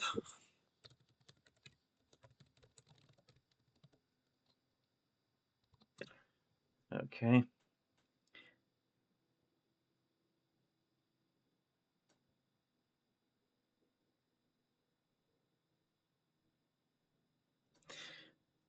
Mm-hmm. So according to what I'm reading here, a human being can survive up to 6 Gs of sustained periods before they lose consciousness. From what you're reading, the maximum speed of this, you would need additional protections to survive it, is 50. So this thing is fast, like crazy fast. And with the stealth field, it's like you get the idea of this thing is meant to go in, do its mission, and then get out of there in a hurry.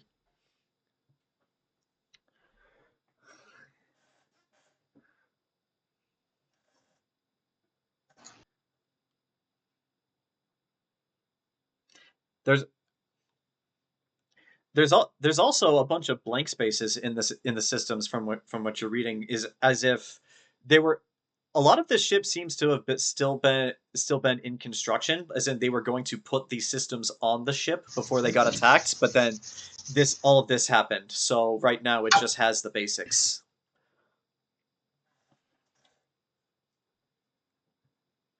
John, you may want to add a 0 to your number.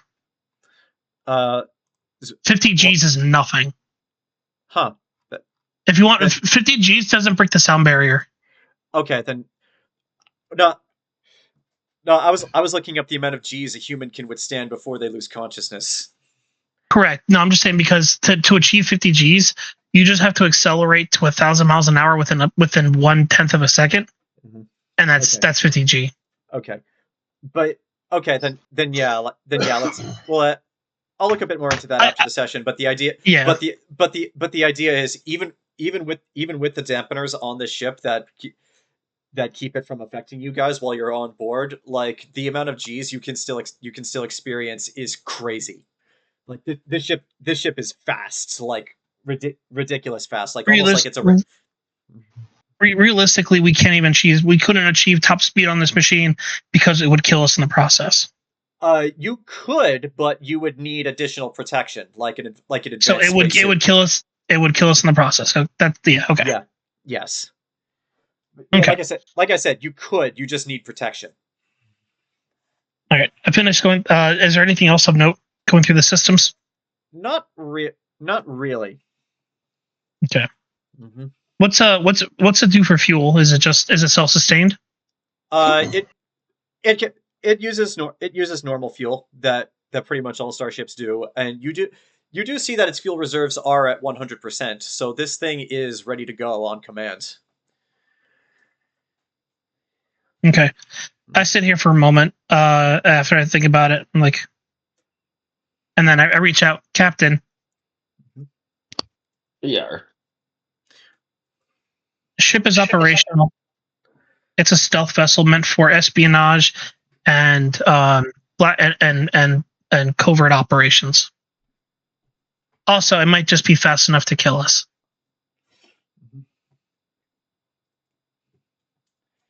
Interesting there.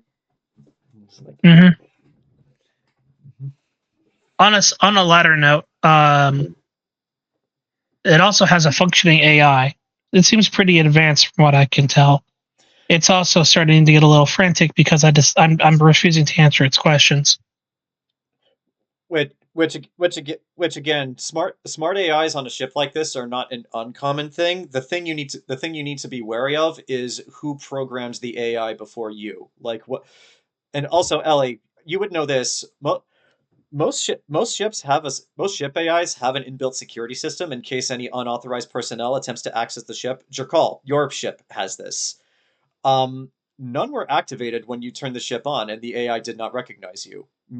And actually, looking through the ship's systems, you do see that these systems are installed, but they're turned off. It's almost as if, just looking through this, nobody on board the Vanessa Hexington expected anybody unauthorized to access this ship or get on board. Huh. Mm-hmm. I could probably turn on the security features and figure that out, but I don't know if we're whitelisted yet. The safer Jerkaul, you would know this. The safer thing to do would be to wait until you can tinker with the ship and you can set its systems yourself, and then you could program the AI to recognize you as registered accepted crew. Yes. Because yeah, that's the thing. That's the thing with a ship's smart AI. Like it is a smart system, yes, because it runs multiple functions on the ship, including the gate creation drive, which does work magic. However, they can be customized and programmed according to the whims of the captain and the crew. So if you do not like any of the settings of the AI, you can change it. And yeah, Captain, just from what Ellie's telling you, the fact that this AI did not immediately try to kill Ellie when she turned it on means that the ship does not have any security features activated yet.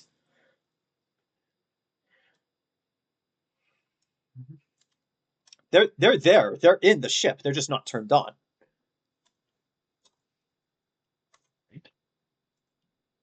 Could be useful at that point. But yeah, Ellie, the ship's AI speaks to you again. Are you speaking to your captain? May I speak with him? If possible, may I log into your radio frequency? No. with all the reverberation that my voice box can generate. Okay. Voice box. It's like I- if I don't have normal vocal cords. yeah. That's fair. But it's just like We'll do it. that. I understand. I see. If I may, though, why can't I speak to the captain? EA. I didn't say that. I just said no. You can't use the frequencies. I see. Then, if possible, may I ask your captain to come here so that I might speak with him? What's wrong with what's wrong what's wrong with talking to us? Yenna pipes up. You are clearly not your captain. There, there, Therefore, I sincerely doubt you would have answers to the questions I have.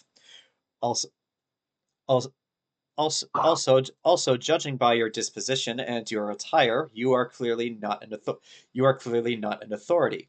The Sakaar does not answer to your commands. Therefore, you are not the captain. I wish to speak with the captain. Whoever programmed you is a condescending douche. That that would be Dr. Hikari.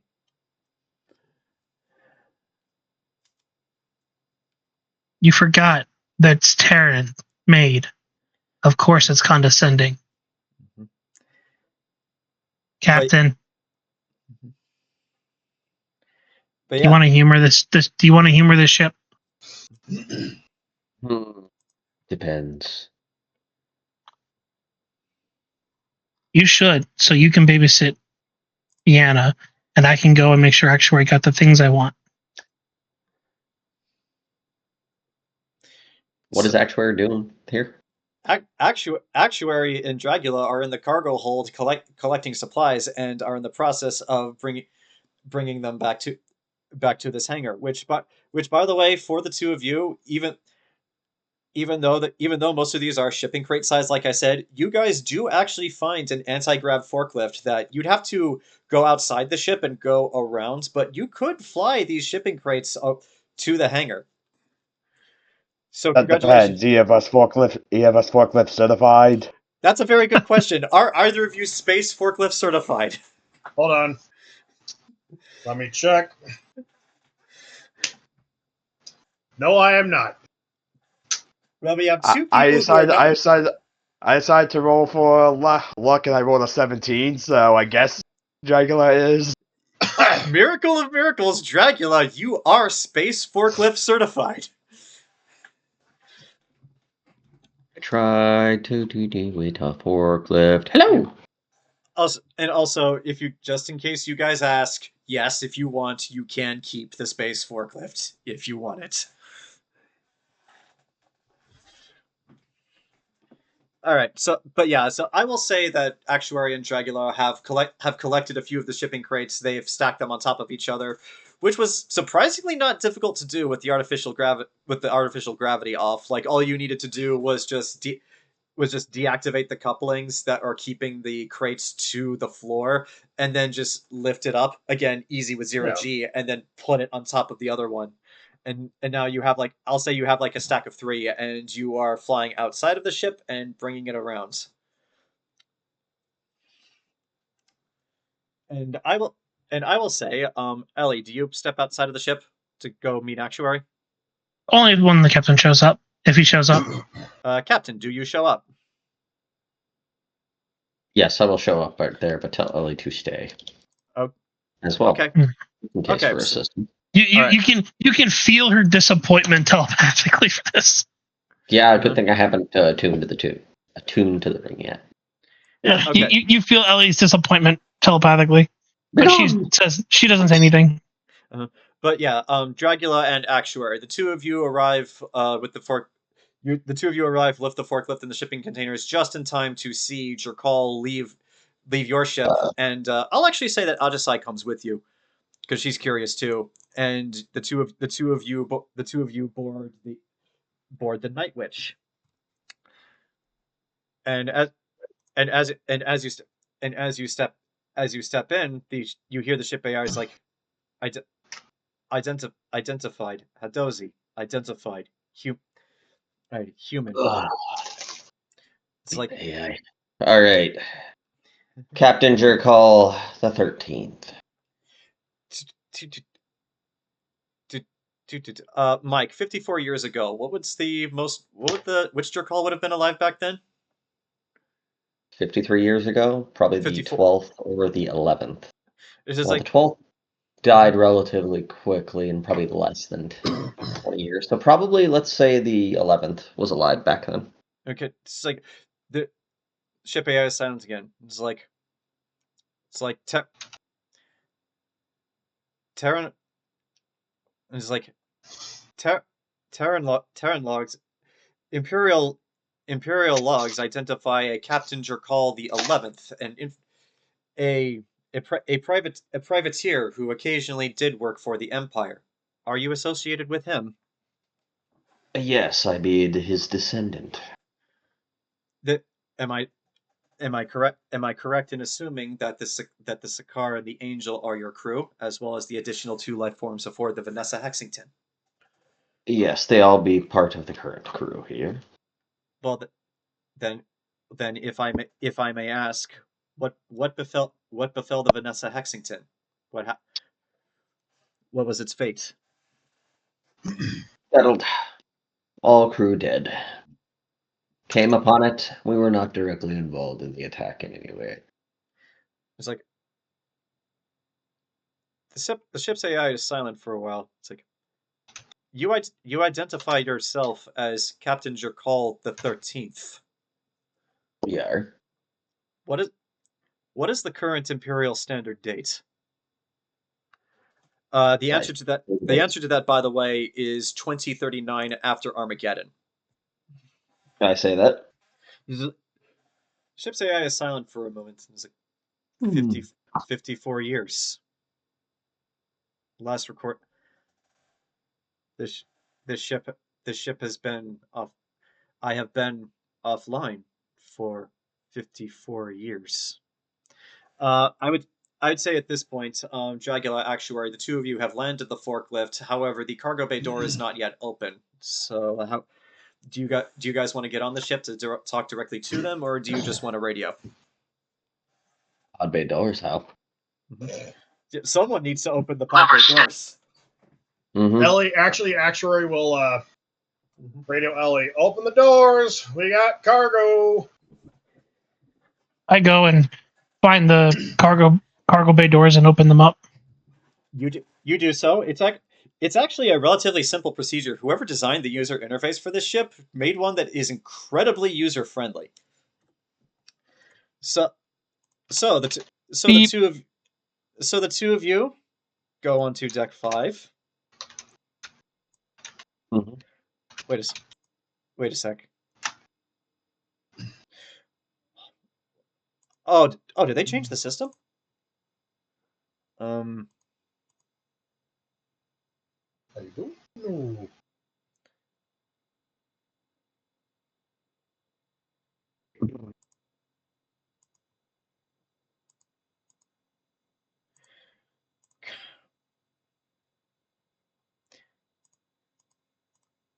You know, fuck it. I'll just drag all of you guys there for now, so you can see what deck 5 looks like. So, I don't have your tokens on here. So, Dragula and Actuary, the two of you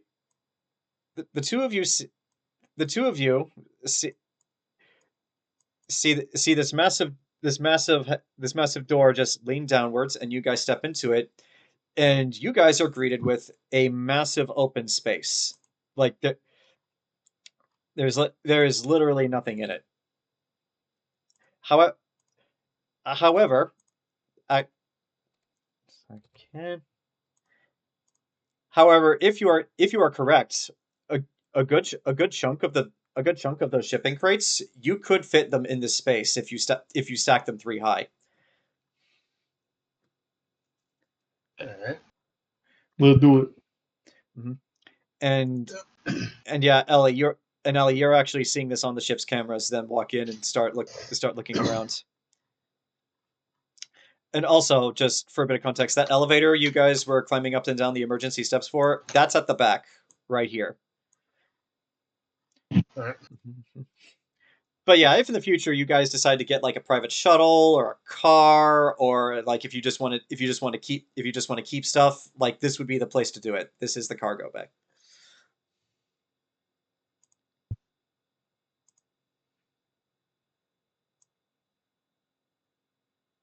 While Dragula is operating the forklift and Actuary is kind of like directing him.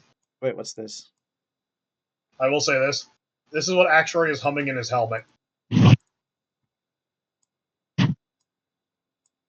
Gross child. Trust the parents too. Guys, roll 20 is being silly. No, it happens.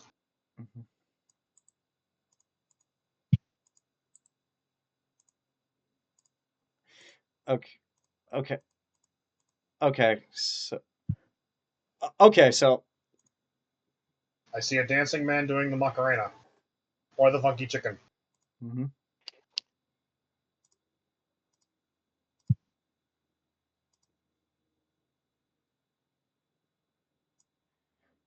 Let's put you back on deck. Okay. So that puts you all on deck 2.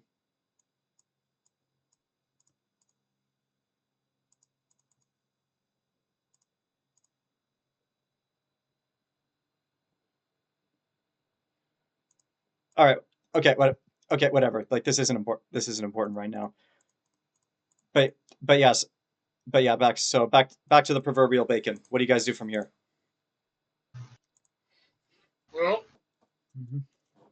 I'm down in cargo bay, basically directing Dragula where to put crates and stuff, and basically I'm trying to stack this shit in order as efficiently as possible, so that way it's not like we got rations here, and here, and then like literally the way this is all organized is like rations, weapons, all right. miscellaneous like medical supplies.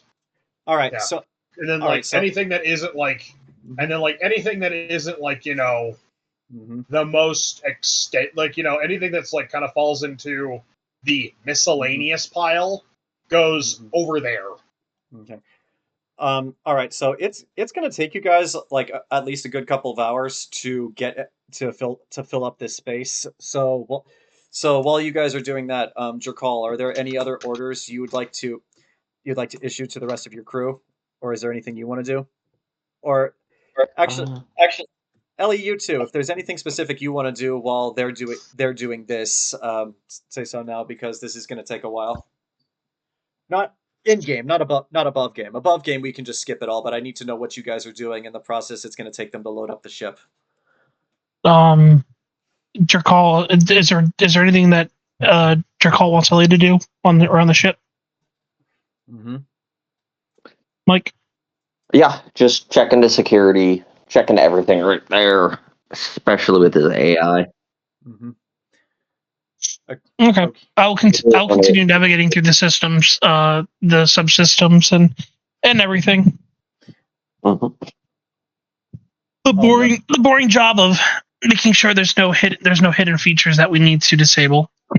Zach, did you raise your hand, or is that just you directing? No, me. This is what Actuary is literally doing. You're good. You're good. You're good. And stop. Don't worry, Captain. I'm pretty sure we can buff out those gadgets. Thank God's Dragula is forklift certified. All right. Actuary is basically like, and then basically he's kind of like, are we really going to defile this grave for money? Of course we are. Of course we are. But it's like, but yes, Jerkaul, what are you doing? He is going to just further inspect the ship, gather up the details. I mean, he wants always someone who is not Yena on the ship. Okay. New ship to make sure she doesn't try any shit. Okay. Per Jayson's request, it's like Ajisai is just going to ask. It's like, am I to assume that this ship has a captain's quarters? That, yeah, indeed it does. Deck 1. It's like, uh, Captain, if you don't mind, I'd like to check out the captain's quarters for a little bit. I'll meet up with you later. All right. All right. So, mhm. Just like, but yeah. Ajisai actually takes the elevator, goes up to deck 1, and then you soon get a radio back that says, Cap, Cap, Captain, Captain's quarters are locked. And then the ship AI speaks up. You are not authorized to enter these chambers. Give me a sec. Maybe I could override the security. This might take a bit of time. All right. What would allow you to have authorization to enter the captain's quarters? Then? You would need you would need to be recognized as captain, and per Terran Imperial regulations, a captain may only be chosen by consensus. Question. Well, I'd be chosen. Yeah. Yes. Considering that all form of leadership is dead, does consensus fall to us as the only living beings here? It's like the ship's AI is silent for a bit, but you do get an answer after a minute passes, and it's like, that would be the case. Yes. We we we are outside Imperial space, therefore I am unable to connect to Imperial command. Therefore per emergency programming, it would fall to you. Ellie turns to Captain, and is like, well, we all call him Captain. That's consensus. Signed for everything in that way. I'd be captain of this vessel as well. Just like,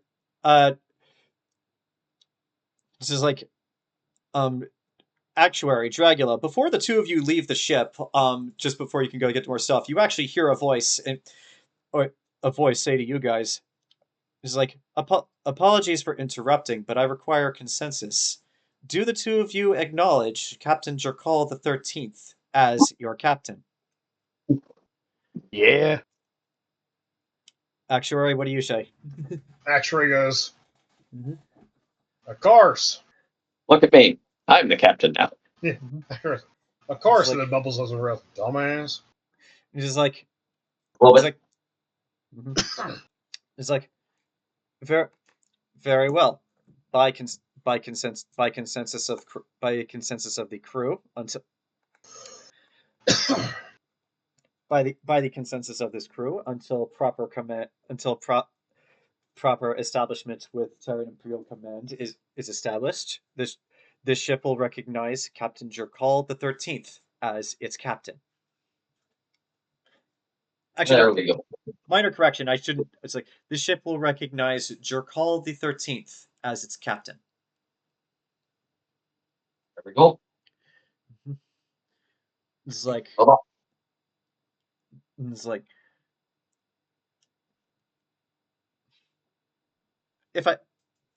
if I may, Captain, is there anything you need to know, or any function you need to perform if we are to leave the Vanessa Hexington? Yes, I specifically did. We already got weapon system details, right? Yes. It's the ship is armed with. I wrote down what it is. The ship is armed with 6 personal defense laser cannons, which, unlike the petty cannons that Just Good Enough has, these ones can actually eat through shields and hull armor. Fancy. It also has a torpedo launcher, which is currently empty. Yeah, we can always get more torpedoes. You guys found torpedoes in the cargo bay if you would like to load the ship with torpedoes in the process of floating it. Well, I never said that we weren't taking everything that wasn't nailed down. Exactly. Well, I mean, in the process of that, do you want to load 10 torpedoes into the torpedo launcher? Fuck no. Okay, that was my question.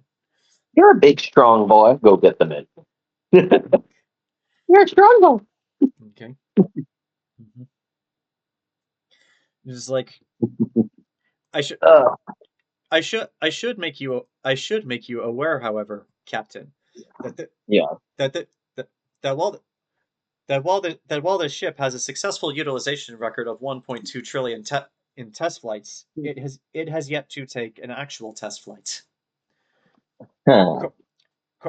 According to my diagnostics, all systems are green and are operating within acceptable capacity. However, this will be this ship's maiden voyage. All right. In your head, Jerkaul, you hear, yeah. It's like, yes, this will work just fine. Ship ship Oh boy. ship AI is pliable, easy to mold, can easy to program. Doctor was fool, did not anticipate anyone other than him accessing it. He's like, that's all you get for now. Yeah. Your call never responds to it. That's fair. Me not like me. They have an unspoken dynamic. Yeah. Ha All right, so Ellie, if I'm Actuary Dragula, you are going to keep going back and forth to get more stuff. Ellie, you are going to stay where you are and go through the functions of the ship. Ajisai is attempting to access the captain's quarters, and Jerkaul, what are you going to be doing for this process? Probably also assist in getting the captain's quarters. Well, I mean, Sorry, I'm Ajisai, loading the dishwasher. It's hot. but yeah, Ajisai is currently working on the captain's quarters. However, you are free to explore the rest of the ship if you'd like. Yeah, I can assist in exploring the rest of. Well, I was going to assist at the captain's quarters, but that just Yeah. Because it'd be the captain's quarters, and I'd be the captain right there, you know. Mm-hmm. All right. So while you guys are going through this process, I can actually give you guys a tour of the ship. So deck 1, the captain's quarters, is currently inaccessible. So you guys will get that once Ajisai is done with it. However, you've seen the command deck. Next up, we have the crew deck of the ship. And Mike, because I know you've played these games, if the layout of the ship starts to look familiar, that is because that is on purpose. But yeah, we got the crew deck right here. We have the engineering deck.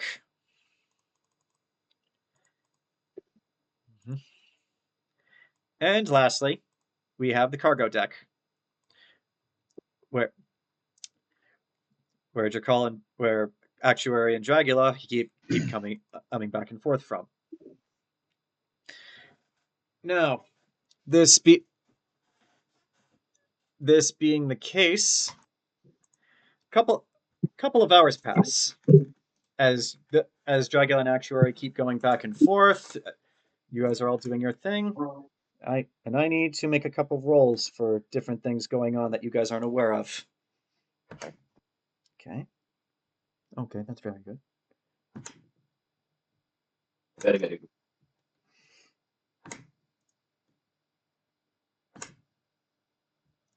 Okay. Huh?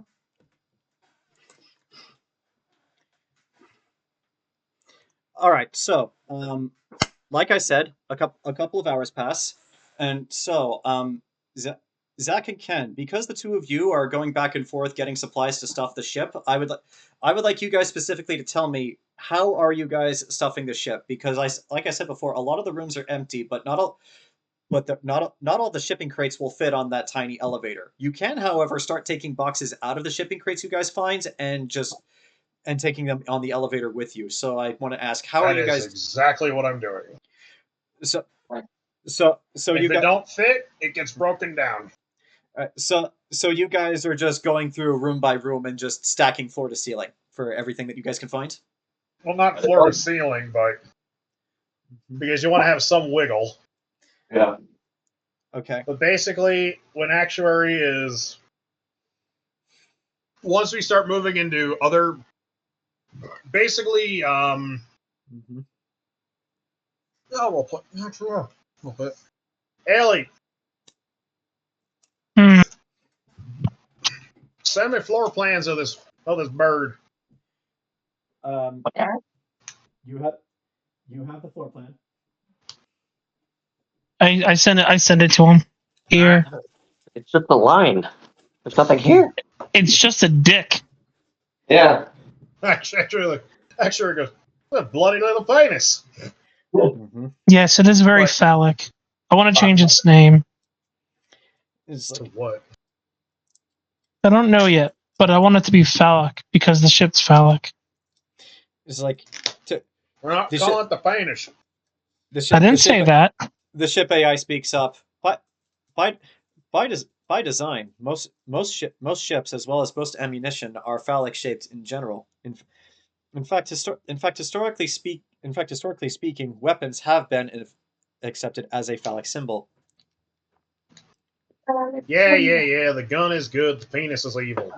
But back on point, Actuary basically pulls up the plan, Mm-hmm. and as we finish loading, Actuary basically notes and marks up on the plan what is specifically where.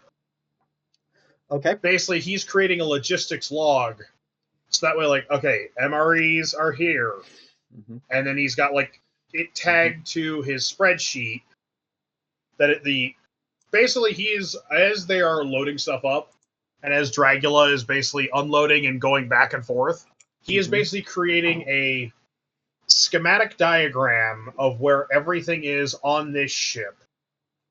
Where, like, Mm-hmm. basically, this is MREs, but here's like the list of what MREs are there. Here's where the weapons are. Here's what weapons are there. Quantity, numbers. Basically, he is creating a thorough logistical document to the point of obsession. Mm-hmm. Basically, if someone can't look at this document and immediately find exactly where this crate of fucking grapefruit flavored fruit bars are, there's something intrinsically wrong. Oh no. Mm-hmm. But That that is document's nice and sick. Imagine Jerkaul. He's like, imagine Actuary shows Jerkaul this, and Jerkaul's just like, I'm gonna need 5 minutes. But and then as he's kind of going through, once we start getting into like rooms to like put the smaller like stuff we're breaking down, basically once we're done, Actuary basically scratches out the name of the room, puts a catalog number to it, which correlates directly to a spreadsheet. Mm-hmm. So essentially, I am basically marking up where everything we are storing on this ship is. Okay. And then, yeah, and basically,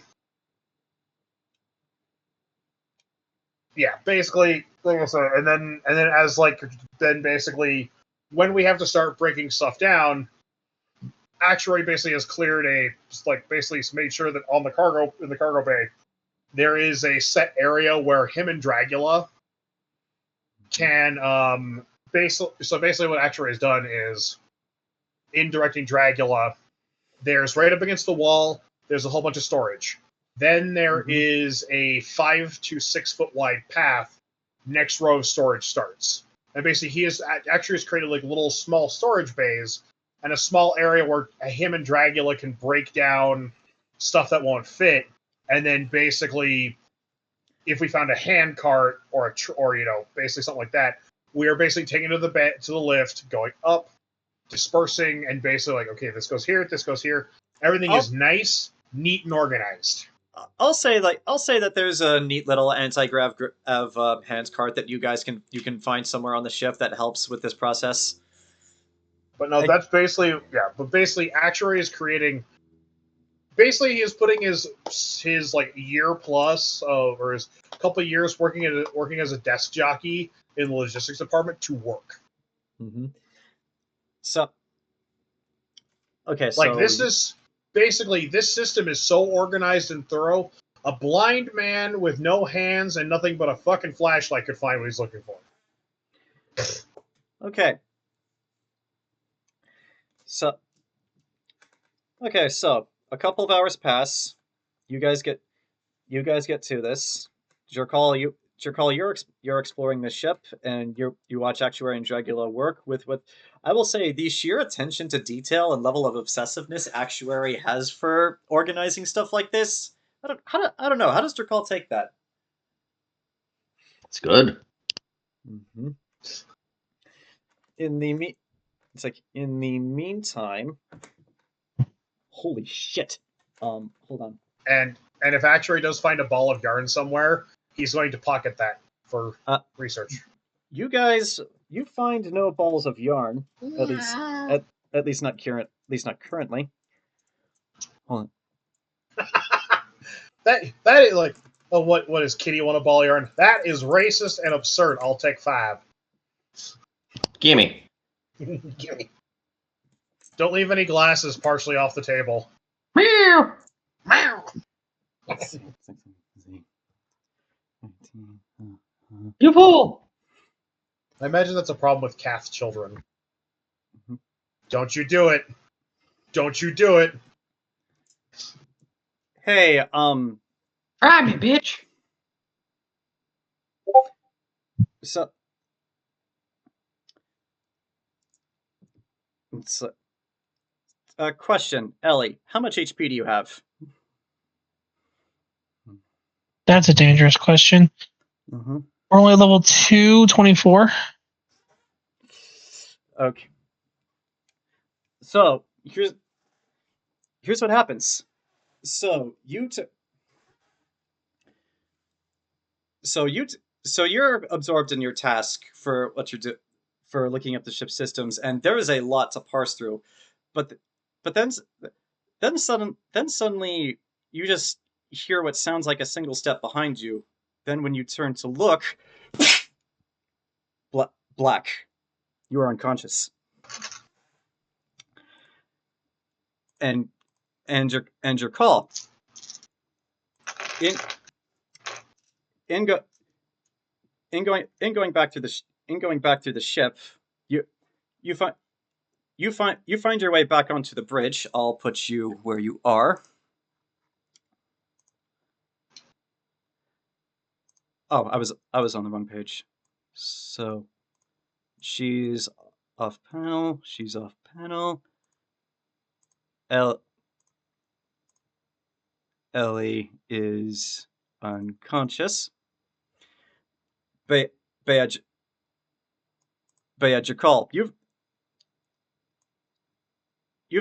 you find yourself about here, where, and then I'm not going to say specifics, but your patron keeps whispering to you like promises of greatness being feared and like the places the ship will take you. Then you walk up here and turn this, and you can see around this corner. There is Ellie in her chair, but she's slumped over. And as soon as you see this, the ship's AI comes back on. Captain, I must inform you. Slip space rupture detected. It out just at the edge of my sensors. What? Slip space rupture detected. Slip space rupture detected. Slip space is rupture detect.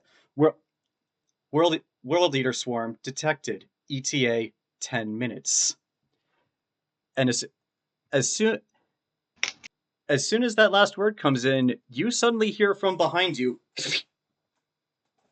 Sorry, Captain. It's been fun working with you, but this ship is mine.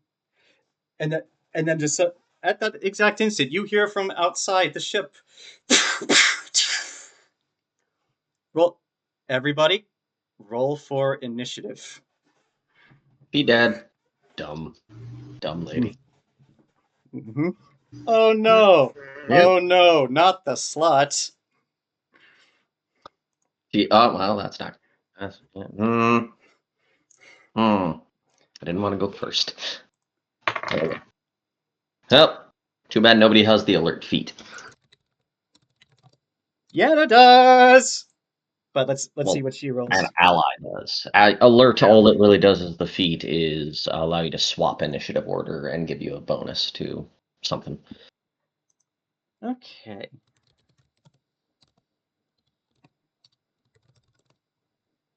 Ribbit. Yeah, Yana rolled really good for her initiative. Yana these nuts.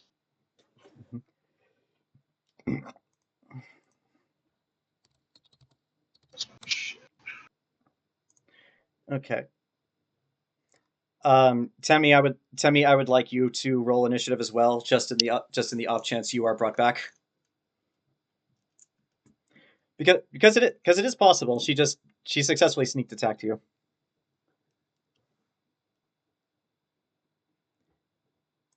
Question, Paying attention. Mm-hmm. because I didn't do this. Did anyone turn on the life supports for this ship? I did not. I We're mean, all still in spacesuits. yeah. I assumed you guys were all still walking around in your spacesuits. And Yeah, I got hit with a blunt object in the face, didn't I? Oh yeah. Mm-hmm. Yeah. So did it break the suit and break the seal? Probably if enough to knock you out. Yes.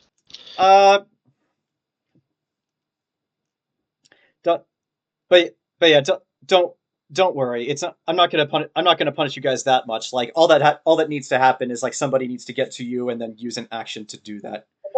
So my suit is not broken. Yeah. You're not broken. You're fine. You're just unconscious.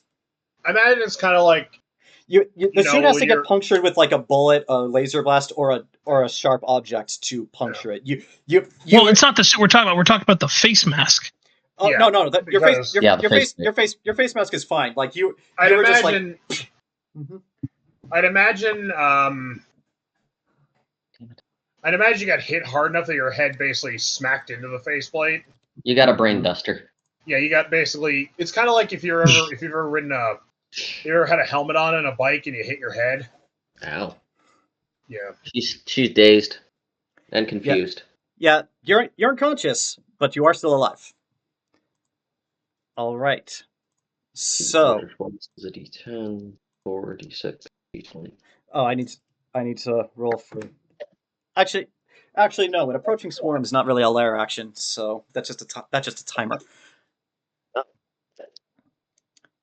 So,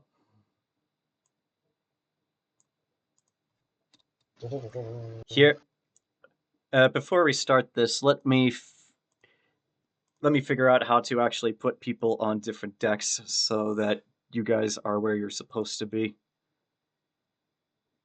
Uh-huh.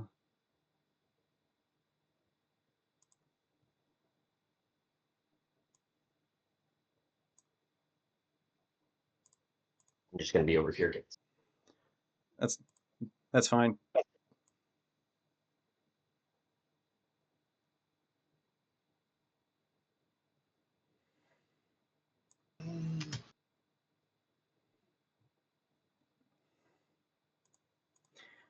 Okay, so if I have this correctly, Zach and Ken, the two of you should be on deck 3, and I will put the two of you in this room here because that is where you guys move the last of your current stuff to. All right. All right. So okay. So if I did this correctly, because yeah, they did change the system. Mike and Temme, you guys are on deck 2. You guys should be able to see that, and Zach and Ken, you guys are on deck 3. So you should be able to see just that. Does that sound about right? Yes. Sure. Yeah. All I right. suppose. All right then. Wiggity. All right then. Well then, let's get this show on the road.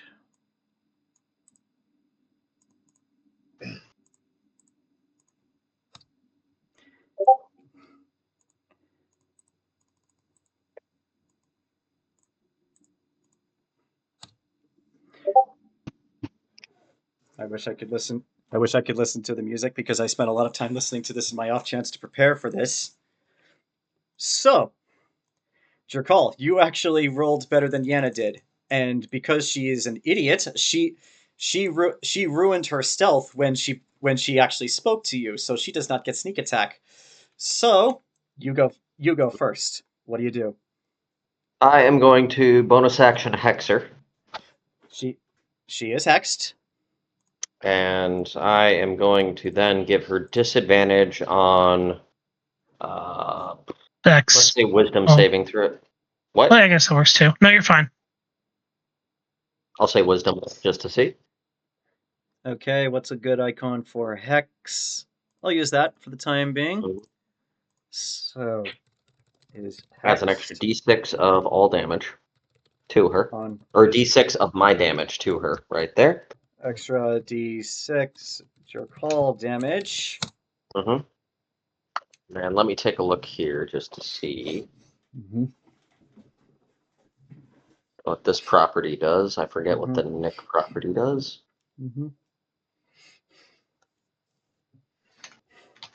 Oh, no, that would be... Oh, it's part of your action.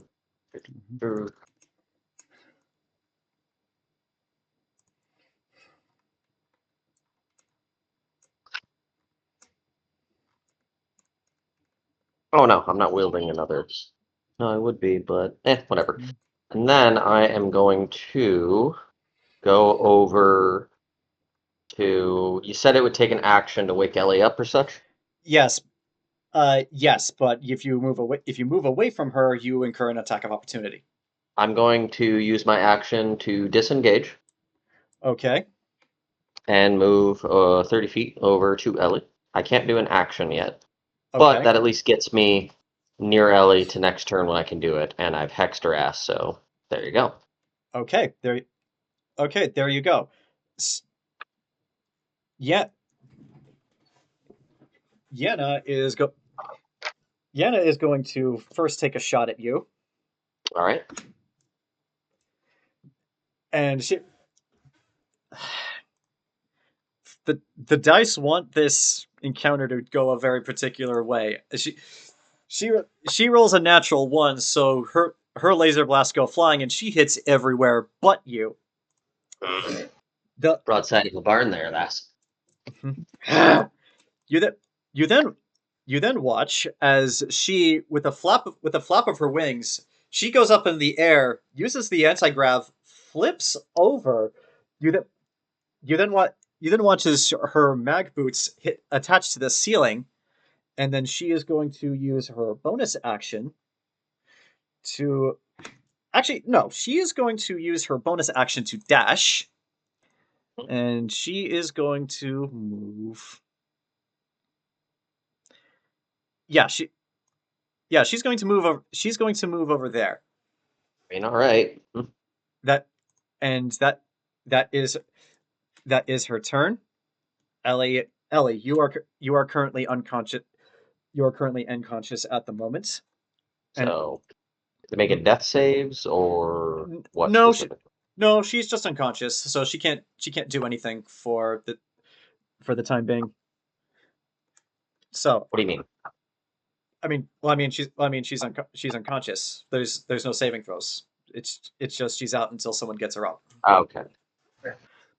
Yeah. So next up is Dragula, which the two of you down on deck 2, you guys suddenly hear the voice of the AI speaking. It's like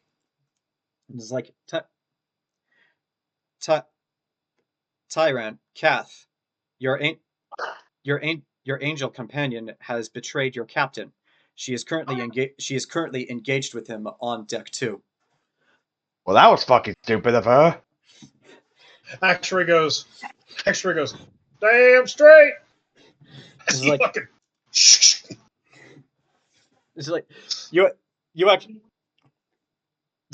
actually watch as emergency lights on the floor turn on. Just like I am currently tracking her location. I will lead you to her. Right? Mm-hmm.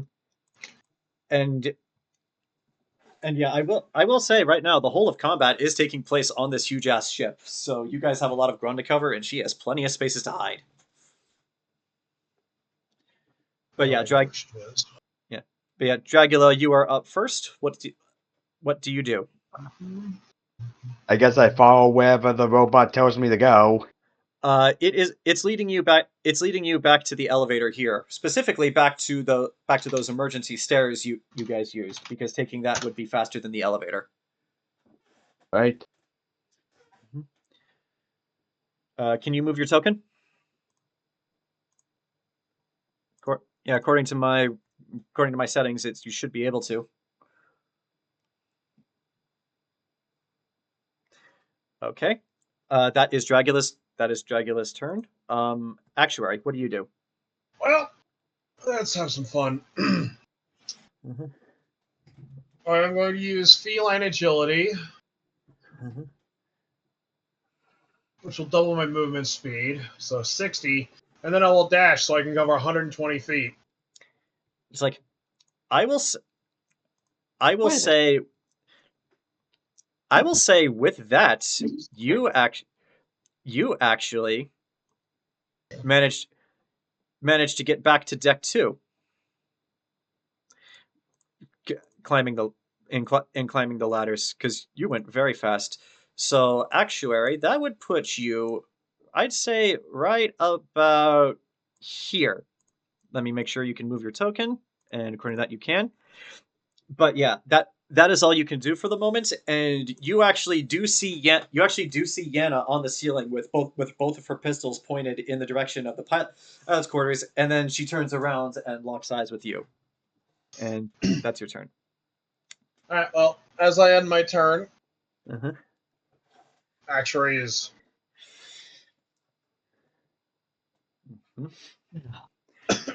All right. So, Jerkaul. Shoot! Ha! Yep. Jerkaul. It is okay. So, Ellie has a healing stim on her person, or if I understand the rules for this correctly, you may use an action to bring her back up at 1 HP. Would this healing stem be the same effect? It functions as a healing potion, so yes, it would get her back up with however much. And you I'll do the potion as a action to give her the potion. Okay. To get her up. Okay, so that has the same role as a minor healing potion. So let me look up what that is really quick. Minor healing potion 5e, 2d4 plus 2. Yep. So Ellie, roll that, I guess. Oh, I was going to have you roll it since you were administering it, but if you want, Sure. Temme could roll it. You got 6 health back. There you go. All right. So Okay. Plus 2. All right. So Ellie, you feel yourself get stabbed. Luckily, your suits have an emergency system that allow you to apply healing stims. So you feel yourself get stabbed with a needle in the suit, and you just go, and there is in front of you the face of Jerkaul. If either of you want to say something before your turn ends. Well, as expected, pirate. Pirates want to be betrayed. Have to deal with this problem. I'm surprised he got past the carapace. Keep her alive for me. I want her. And I'm gonna move over here. Okay, you do. Okay, you do that. Mm-hmm. It is now Yenna's turn, and Actuary. She is Actually, no. She is going to take a single shot at you. You fool! Okay, that's much better. Let me Actuary, just real quick, what is your armor class? 19. Damn. Oh, she just got it by the skin of her teeth. But this is not a sneak attack, so how much damage does her pistol actually do to you? Okay, Actuary, you take 3 points of damage as Yana turns around, shoots you with one of her pistols, and then she is going to use her action to, let's see, she's going to run over here, and she is going to use her bonus action to hide, and I will have her roll for stealth. Ooh. Let's see. What change layer? GM layer. But yeah, Actuary, you watch as Yana runs around the corner there and has disappeared. You cannot see her anymore. And with that, Ellie, it is now your turn. So, since you were seated in a chair when you got knocked out, I'm not going to say you need to use half your movement to get up. I'll be nice to you.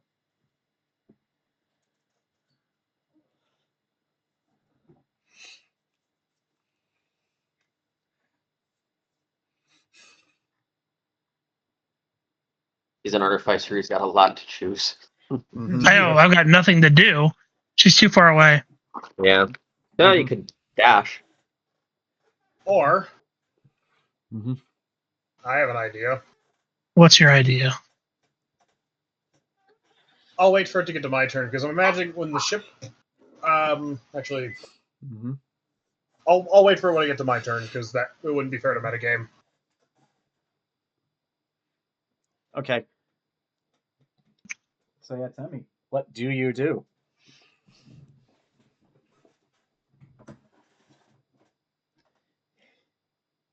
You know what I'll do? I'll move over. And I'll say, ship, provide location on the angel. So the ship AI actually the ship's AI speaks to you, and actually, hold on, I'm gonna do this. The ship AI actually speaks to you through your comm frequency and then says, "I apologize for unauthorized access. However, I do not want her to hear what I am saying. I I am already tracking the angel's location. She is she is headed for one of the emergency ducts that will take her down to deck 2. And actually, Dragula, since you're next, I'll continue this conversation, and the ship's AI will say to you through your comms, Tyran, stay where you are. She is coming to you. I will guide you to her location." All right, well, that's it for me. There you go. All So- fucking books. So Dragula, the emergency lighting changes, and it's leading you towards this room over here.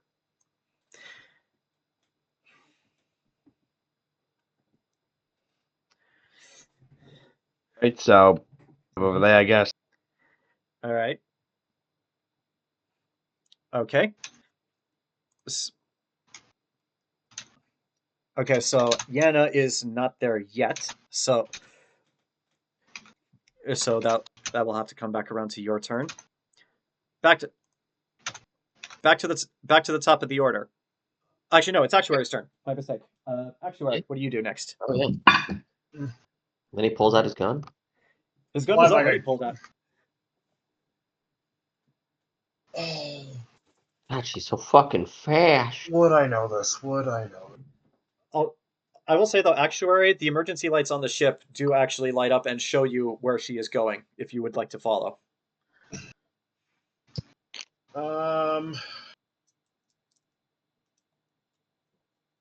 Yep, I will follow, and I will.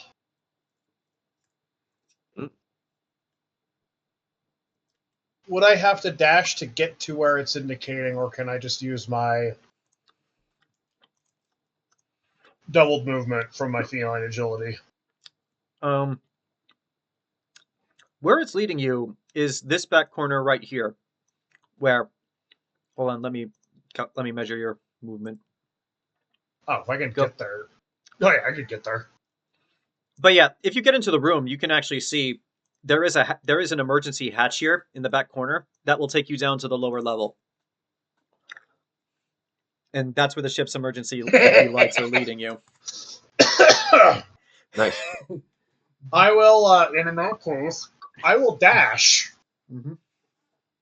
And when I will dash, you basically, Actuary basically bolts like a motherfucker again, gets that hatch, and then right before Actuary goes down, like basically slides down the hatch, goes going up, and then goes down. Going up.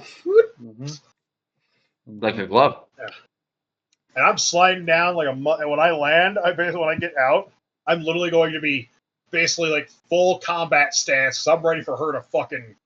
The minute she fucking appears, I am unloading into her. There you go. All right. I'm gonna blow her fucking back out. Pun intended. Let me put you on the ship where this emergency hatch will drop you. So, on your next turn, Actuary, you will be where I put you. So that. Yep. So that brings it back up to Jerkaul's turn, and Jerkaul, you actually hear on your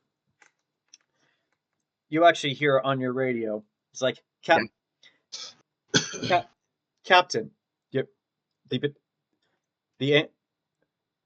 The angel has planted explosives on the engines of your ship outside. It is currently crippled and unable to move. It will not be coming with us. ETA to World Eater Swarm. 9 minutes and 48 seconds.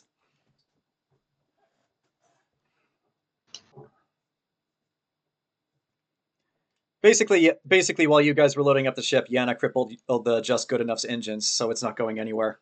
When? Yeah, when did she get time to do that? She was trying to do that. I made sure everyone constantly followed her. He's saying when she was hooking up the two ships together. That was the only time. I rolled stealth for her while she was doing that. And yes, she did take some of the C4 charges when you guys found them. But yeah, I rolled stealth for her. That was the only good roll she got this whole session. Damn it, Ellie, you had one job to follow her. Do you really think Ellie cares about her in the slightest? Cool. The answer is now yes. Because she now has a new test subject. So that's if Actuary doesn't fucking execute her gangland style. Well, that's fine. Or the fact she's about to run into Actuary and Dragula. She's just gonna run the Barbarian to keep someone alive. Or the fucking Ranger. Actually, stuff on me. She's gonna run around the corner and Dragula's gonna fucking cut her in half. Shotgun to the face, bitch. Oh, also, Jerkaul, the ship's AI does tell you, just like your human companion is also alive. She is currently unconscious in front of the door to the captain's quarters. Where's the captain's quarters? The captain's quarters is upstairs on deck 1. All right, where can I exactly go here? Hold on, let me move back to deck 2. So, okay, you are here. So, you can go over here, which is an elevator to the other decks. There's this hallway over here, which she ran towards. There's this hallway, and yeah, Mike, I know you've played Mass Effect. You know the layout of the Normandy. It's pretty much the same. Yep. So yeah, you know exactly where all of these hallways lead. But yeah, a different set of emergency lights lights up for you if you would like to run to Ajisai. However, unfortunately I will say due to my instructions from Jayson, Ajisai will be sitting this combat out. I gotta rescue my quartermaster right there, so I'll action dash. Okay. All right, so 60 feet will take you here. Yep. Yeah, I'll move you for you. So she scuttled the Just Good Enough. She didn't scuttle it. She crippled the engines. In theory, you could repair it if you didn't have 10 minutes until a World Eater Swarm approaches. Attach a tow cable. Kill him Okay. so I can grab some things off Yep. that ship.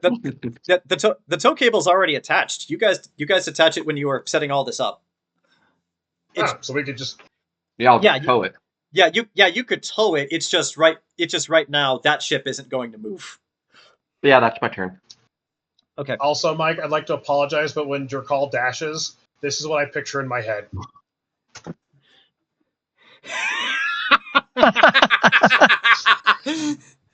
That's pretty accurate, I imagine. Fear the gibbon. Yeah. It's like, Jerkaul, I'm on my way! No, really, fear the gibbon. It's okay, because I actually have an idea what Actuary looks like when he's dashing. Mm-hmm. Okay, so now it is You can dash really fast. You just can't do corners really well. Mm-hmm. Yeah, he actually cannot do fucking corners. So. Open on the floor. All right, so it is now Yenna's turn. She is still hidden, so none of you can really see where you're moving. However, Dragula, as you round this corner, you suddenly hear the ship AI tell you, above Tyran, above you, and then you look up. There on the ceiling is Yenna, and because she was technically hidden, she still gets a sneak attack on you. With a natural fucking 1, though, I'll see what happens if she points straight down at you, and then you just go. I believe it is now. Oh, it's Ellie's turn before you. Maybe don't fuck with a warlock with a powerful patron.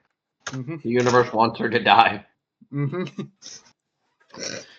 So yeah, that is Yenna's turn. Dragula, she's on the ceiling right above you. But before we get to you, Ellie, it is now your turn. So she's downstairs now, from what I gather? Yeah, she is down. She's downstairs. And where's the elevator down? The elevator down is right here. Okay. Mm-hmm. However, I will say Jerkaul needs to go up to get to Ajisai. If you would like to go the opposite direction, you could take one of the emergency hatchways that you guys used before in the last session. Well, either way, I'm not getting very far. Mm-hmm. Yeah, I think about right there. That's me dashing. Basically, like, Mm-hmm. don't kill her. I want her. I said it over the open comm. Mm-hmm. So yeah, Dragula. The last thing you hear before you get your turn is Ellie's voice in all your comms say, "Don't kill her. I want her." And that brings us. Dragula responded, no promise. Yep.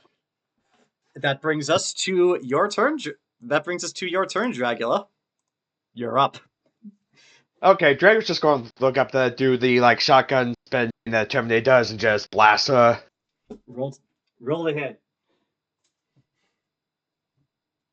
Nice. That will be a. Let's see, what's the bonus for? What do I add to shotgun? Shotgun is still a ranged weapon, so it would be your dexterity. All right, so that's a 21. Ooh, nice. You get her. And with this, because you did previously say to treat the shotguns like crossbows, I'm going to apply the slow effect, so a moving speed until the zombie next turn is reduced by 10. That's good. I will absolutely allow this. Roll that damage. That's what. Let's see. Well, that is 4 piercing damage. All right, so she takes 4 piercing damage and slowed by 10 feet. All right. Also, you still have your bonus action if you would like to rage.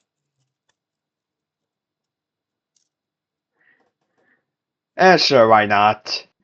All right, so you rage, fire your shotgun. I'll actually say you hit her right in her knee, and that's what's crippling her movement for the time being. It's like, you fucking dinosaur! You think I haven't You think I haven't killed droves of your kind? Bring it, size 24! Wow. What? Wow, racism as well. Mm-hmm. And So I actually, gotta ask, what was your plan? she does not answer that question. As Actuary, it is now your turn. At the end of your movement speed from your last turn, you have ended up where your character token currently is. Neat. Mm-hmm. So let me see. Because if I come up here, that means she's flanked, right? Yes. Which means I get advantage on this next attack, right? Is it?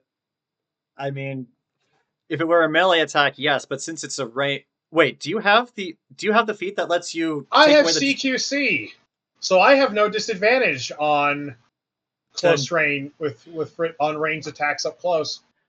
Then fucking get behind her. You absolutely have advantage. Actually, suddenly rounds the corner. Mm-hmm. So I'm gonna roll.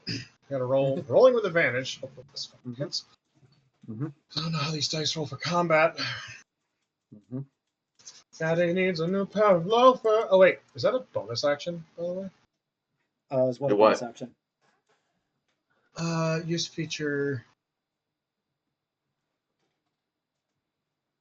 Temme question. Answer. Is Hunter's Mark a bonus action? Yes.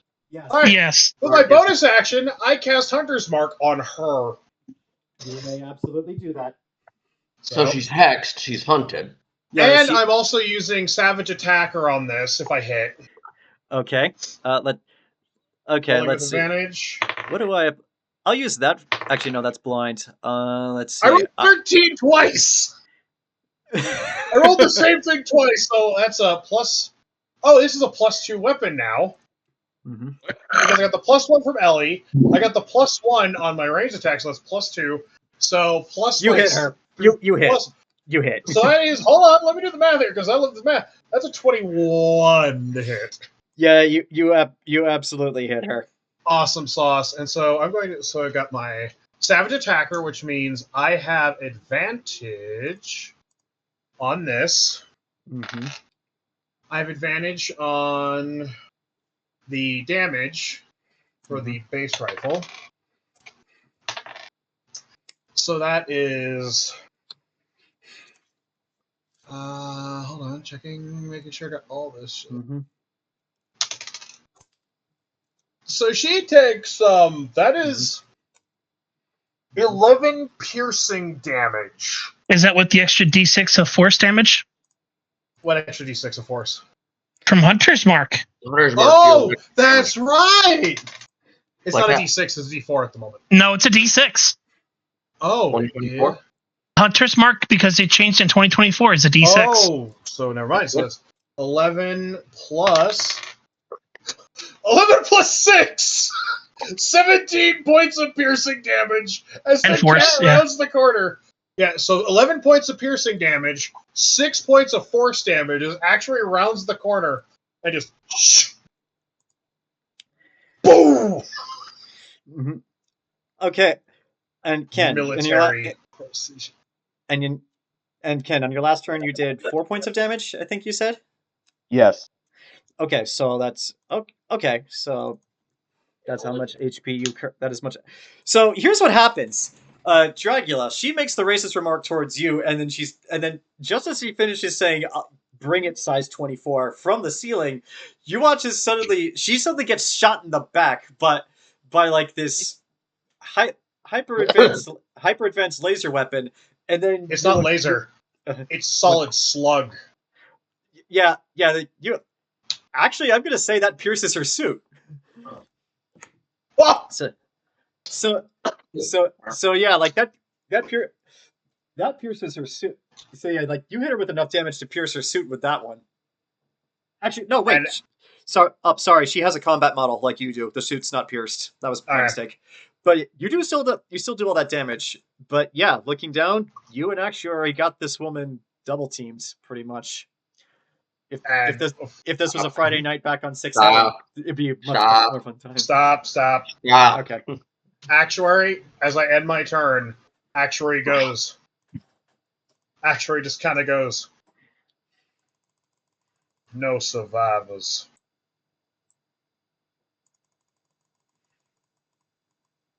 All And I end my right. turn. That is your turn. Jerkaul. Actuary That- goes over. It's just been revoked. But yeah. Huh. Where's the map for deck 1? That's okay. What I'll do you just want? for some reason the map for deck 1 isn't there, but that's okay. I'll fix it. It's on sabbatical. Okay. 6 inches of deck 1. 6 inches of command deck. Mm-hmm. What? What ship do you have? Oh, don't you know the Throbber? So it's okay when you guys do it. Yes. What? Yes. Roll. Because I'm doing that as a joke, not anything else. Yeah. All right, so hold on. Let me calculate your movement speed since I know where you're going. Okay, so Jerkaul, I will say with the movement speed that you have, I'm not gonna count the time it takes for the elevator to move as additional feet. So let's see, Mike. Let's move. What? No, not Zach. Just Mike. So we will move you to deck 1, and I'll put your token right here. Yeah, free fall over. And Ajisai is right here, in front of this door here, which is closed. So yeah, I will still say you do still have enough movement to get to her if you can perform an action if you want to. Okay. What action are you taking? To like assist her. Hey, knocked out, wake her up, stuff like Okay. that. Okay, so we will say you take the stabilize action. So she is now fine. She is unfortunately, however, still unconscious and will remain so for the duration of this combat because her player is not here. Well, I'm also quarters. This all that's here right now is just a hallway. This right here in front where she was sitting in front of is a door, but it is currently closed. I just put that there so that you guys know that you can walk in that direction. But yeah, there's currently a door here and it is closed. All right. That's all I'll really be doing. Okay. Moving along back to deck 2, Ellie, it is now your turn. Okay. Do I have enough speed to get down to where the boys are at? I will hold on. Let me do some calculating. I will actually say that you do. Hold on. This new system sucks. This new system sucks. Why can't I just click and drag? Because. All right. So. Why make it easy when it can be hard? Thinking. Leedle. All right. So you are on deck 3 again, and so using the emergency access would put you about here. So yeah. So I'd say if you just walk, that took 20 feet of movement. So if you were to walk the rest of your 30 feet and come around this corner, or I'll put you here to be nice, you actually see the fighting. And she's on the ceiling, right? Yes, she is currently still on the ceiling.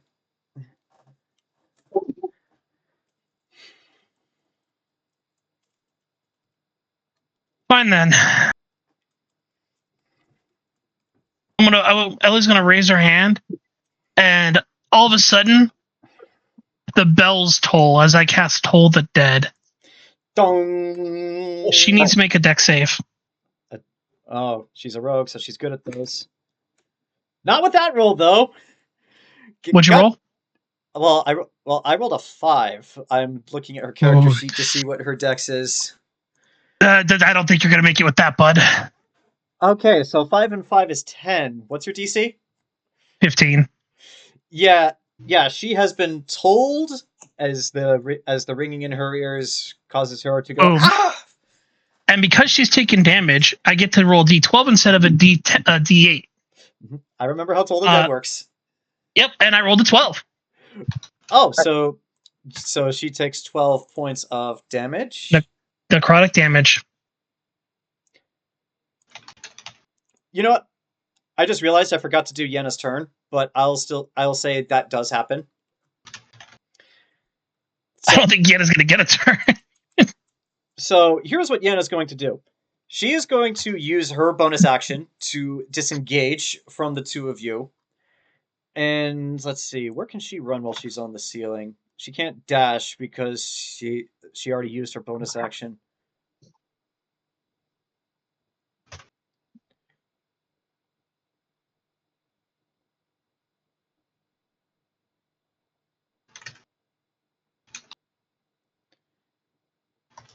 Actually, yeah, you know what? She is. Yeah, I messed up the turn order, so that still happens the way it does us, Temme. But she is going to move over here, and she's going to take a shot at you, Actuary, before she does. Let's see. You said your AC was 19? Yes, it is. She rolled an 18. She rolled an 18. So like she fires a shot, but it just goes right past your face. You don't even flinch. Damn, that armor is doing good work. I'm glad I gave it to you. All right. I am the killing unit. Yeah, that was Yenna's turn. Dragula, it is now your turn. Oh yeah, you absolutely have enough movement to get to where she is, because she didn't hide, she just disengaged.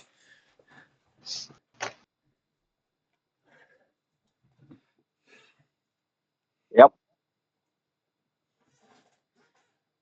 So, All right. what are you going to hit her with this time? Flyers take the lead. I'm going to swing at her with unregistered genre, or unrecognized genre. Oh, is that your sword? Yes. Okay, yeah, I know you named your weapons. I just forget which is which. The sword is unrecognized genre. The shotgun is blues, and the chain hand axe is grunge.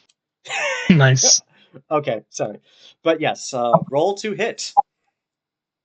All right, with my bonus from the rage, that shall be a 18.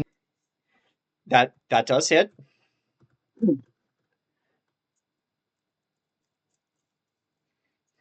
All right, and that will be 8 slashing damage. Yeah, you just run right over and you cleave like a good chunk of her flesh off and actually get through some of her suits with that one swing. Just like, you fuck. Hey, chicken wings, you didn't answer my question. What was your plan? She just glares back at you as Actuary. It is now your turn. Well,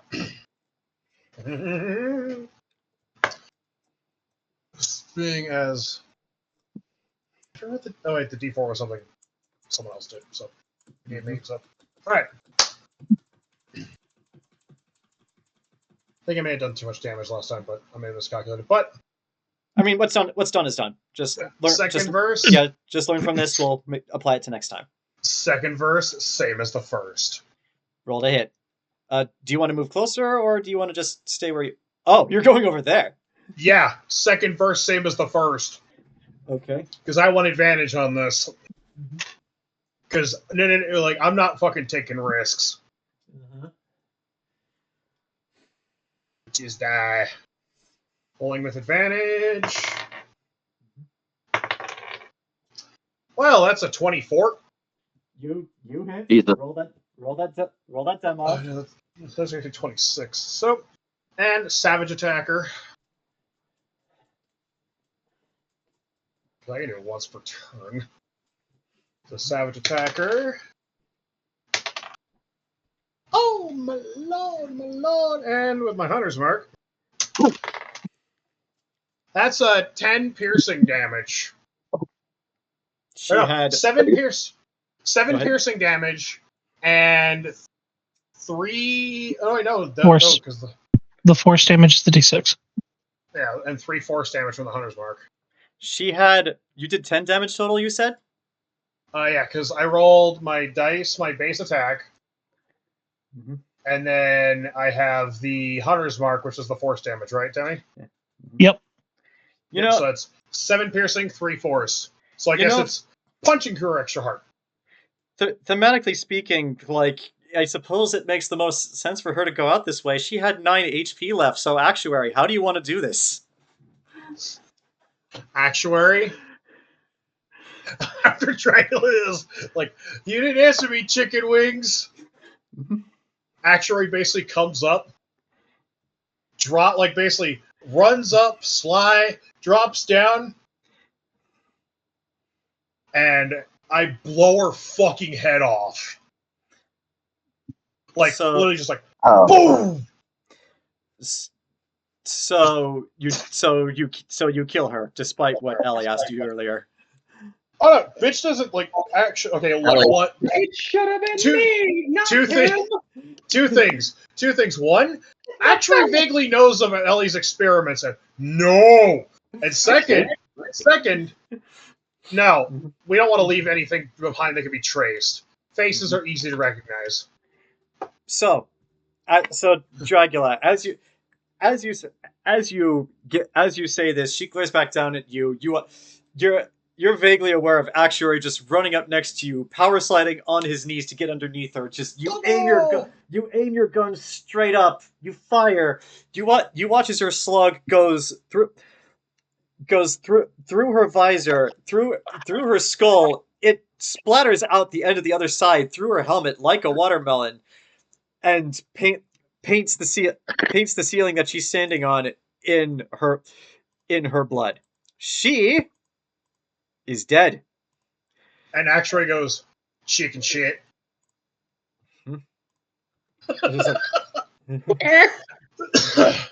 This is like, but yes, but yeah. That's- So yeah, with combat ended, Jerkaul, you hear in your radio the voice of the ship AI say, Captain, Angel has been eliminated. ETA to World Eater Swarm. 9 minutes 36 seconds.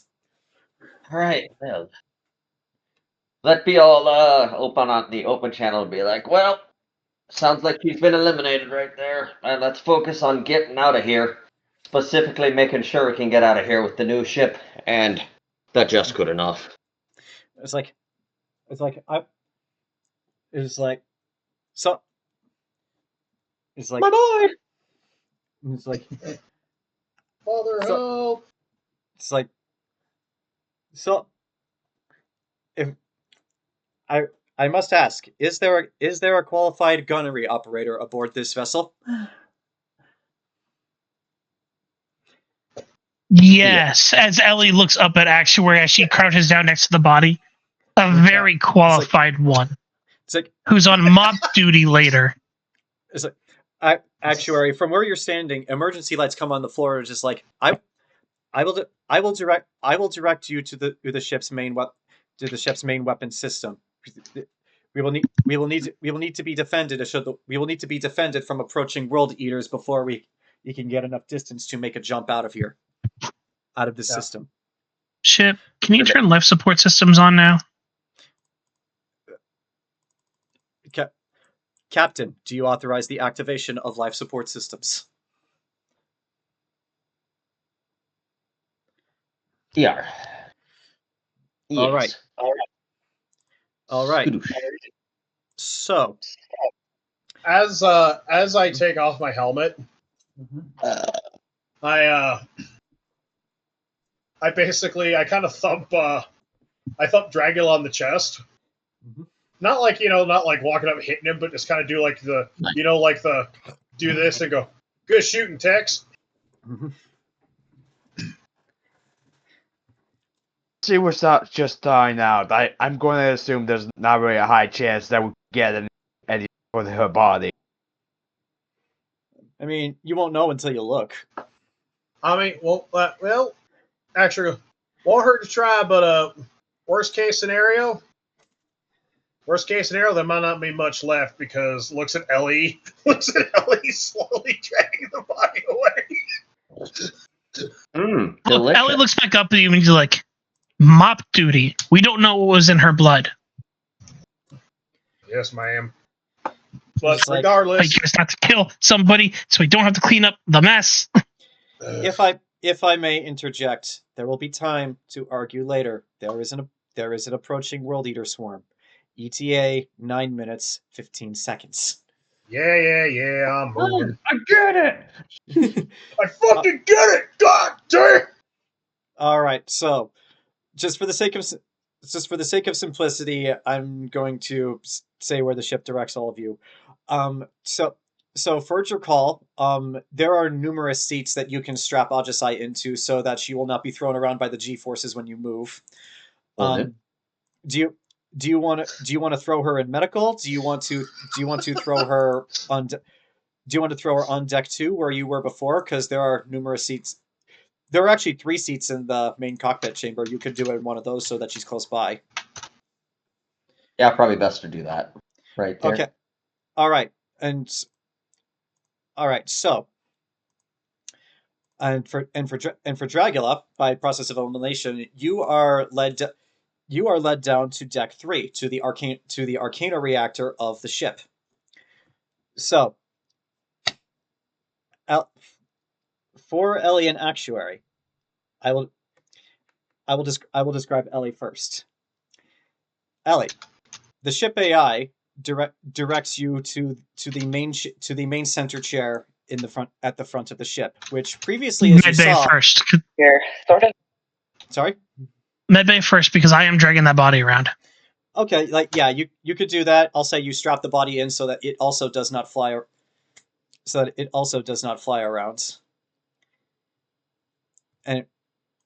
But yeah, the AI directs you to the front of the ship once you have that done.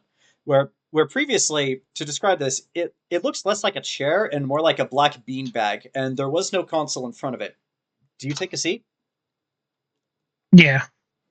So you sit down in the chair, and then just suddenly in front of you, the interior of the ship goes dim, and it's almost like it's fading to black, like you're falling unconscious again. But then you hear the ship's AI. It's like, scanning biometrics.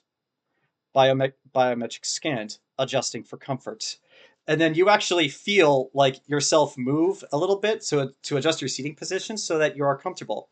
And then suddenly, the black screen fades, and you actually see the outside of the ship as if it were directly in front of you. Like you look around and see the hangar bay. You look up. You even look down. You even look behind you. You don't see the inside of the ship. Like you're basically in a full self-contained environment where you see the entirety of the outside of the ship. And then looking back ahead, you actually see something of a console appear in front of you, and it's holographic. And in fact, just moving 2 of your fingers, you actually adjust its size so that it fits your hand. Actuary, when you sit in one of the main gunnery chairs on deck 3 of this ship, the same thing happens. You sit in this beanbag. It's scanning biometrics. Kath, adjusting for comfort. And you take a seat, and like with Ellie, you are treated to like a full view of the outside of the ship. You can't even see the inside anymore. And in front of you, however, a different overlay appears with a targeting reticle, and two holographic triggers on the side for guns. And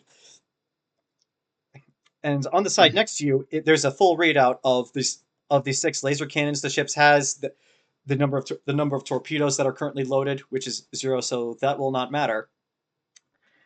And then for each of you, regardless of where you actually are, there is a computer terminal somewhere nearby. It's like Ellie and Actuary. This actually appears as a pop-up window in the top left corner of your screens. For Jerkaul and Dragula, on on the nearest computer terminal, like the one you're sitting at, it also appears as a pop-up window in the top left corner. It looks something like a slot machine, but it's horizontal and not vertical. Hold on, I need to look something up really quick.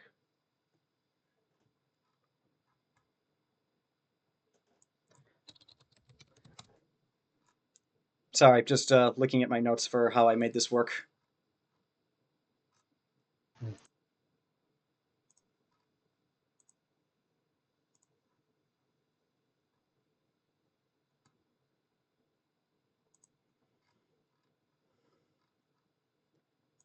Huh. Where is it? Where the fuck is it?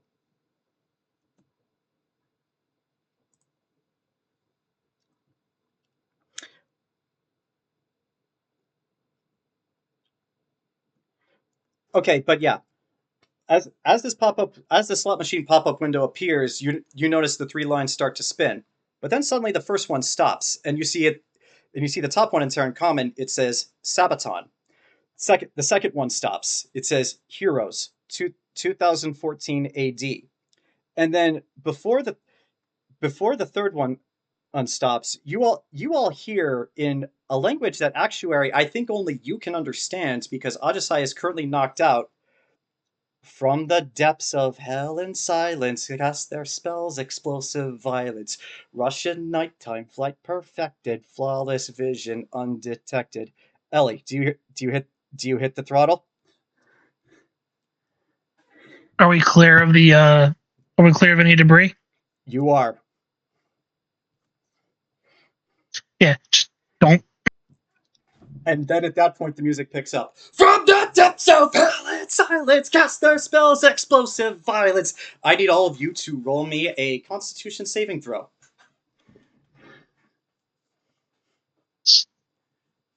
Wait, no, you can't do guidance on saving throws. No, Mike. Yeah, all of you, Constitution saving throw.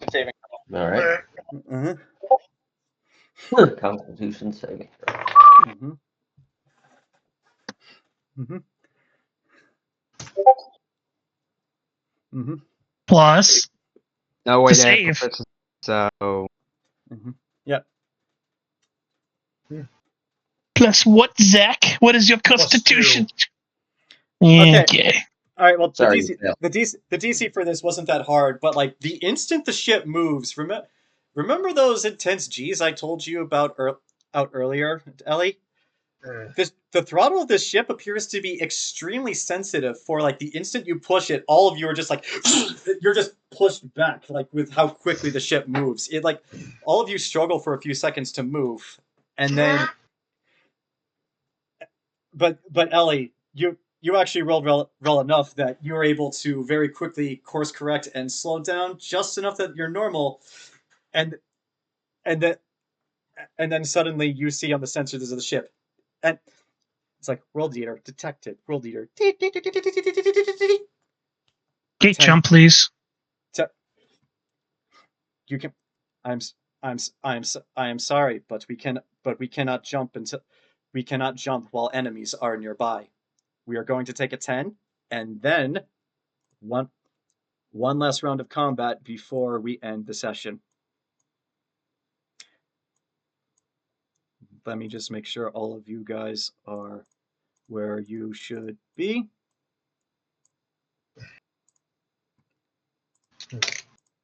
All right. One last 10, and then we will finish this up.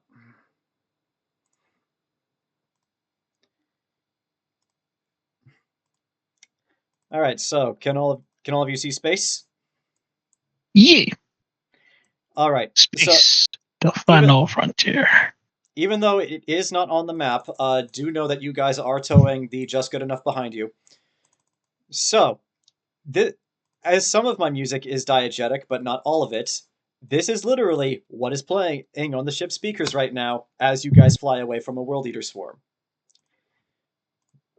Applying the rules of space combat, pilot, you get to roll initiative for the ship. All right. Mm-hmm. Not 20. I thought Ellie was the pilot. I don't know who's the pilot here. Yeah. I don't remember this system. Yeah, Ellie's the pilot. You're the captain. All right. Yeah, you give Then- advantages to people. All right, so doesn't Captain select the order? Well, no, this is initiative. So you roll for Oh. initiative, and then once combat actually starts, captain decides the order that you all go in.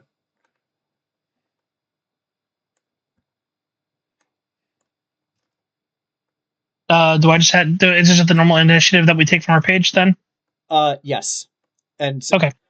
And since you're piloting a ship, you may use either your dex bonus or your intelligence bonus for this. I'm using my intelligence bonus for this, which would make that a 23. Mm-hmm. Mike, I'm so happy that I'm rolling super well right now. You shouldn't be. Yes, because then my character can have negative numbers then.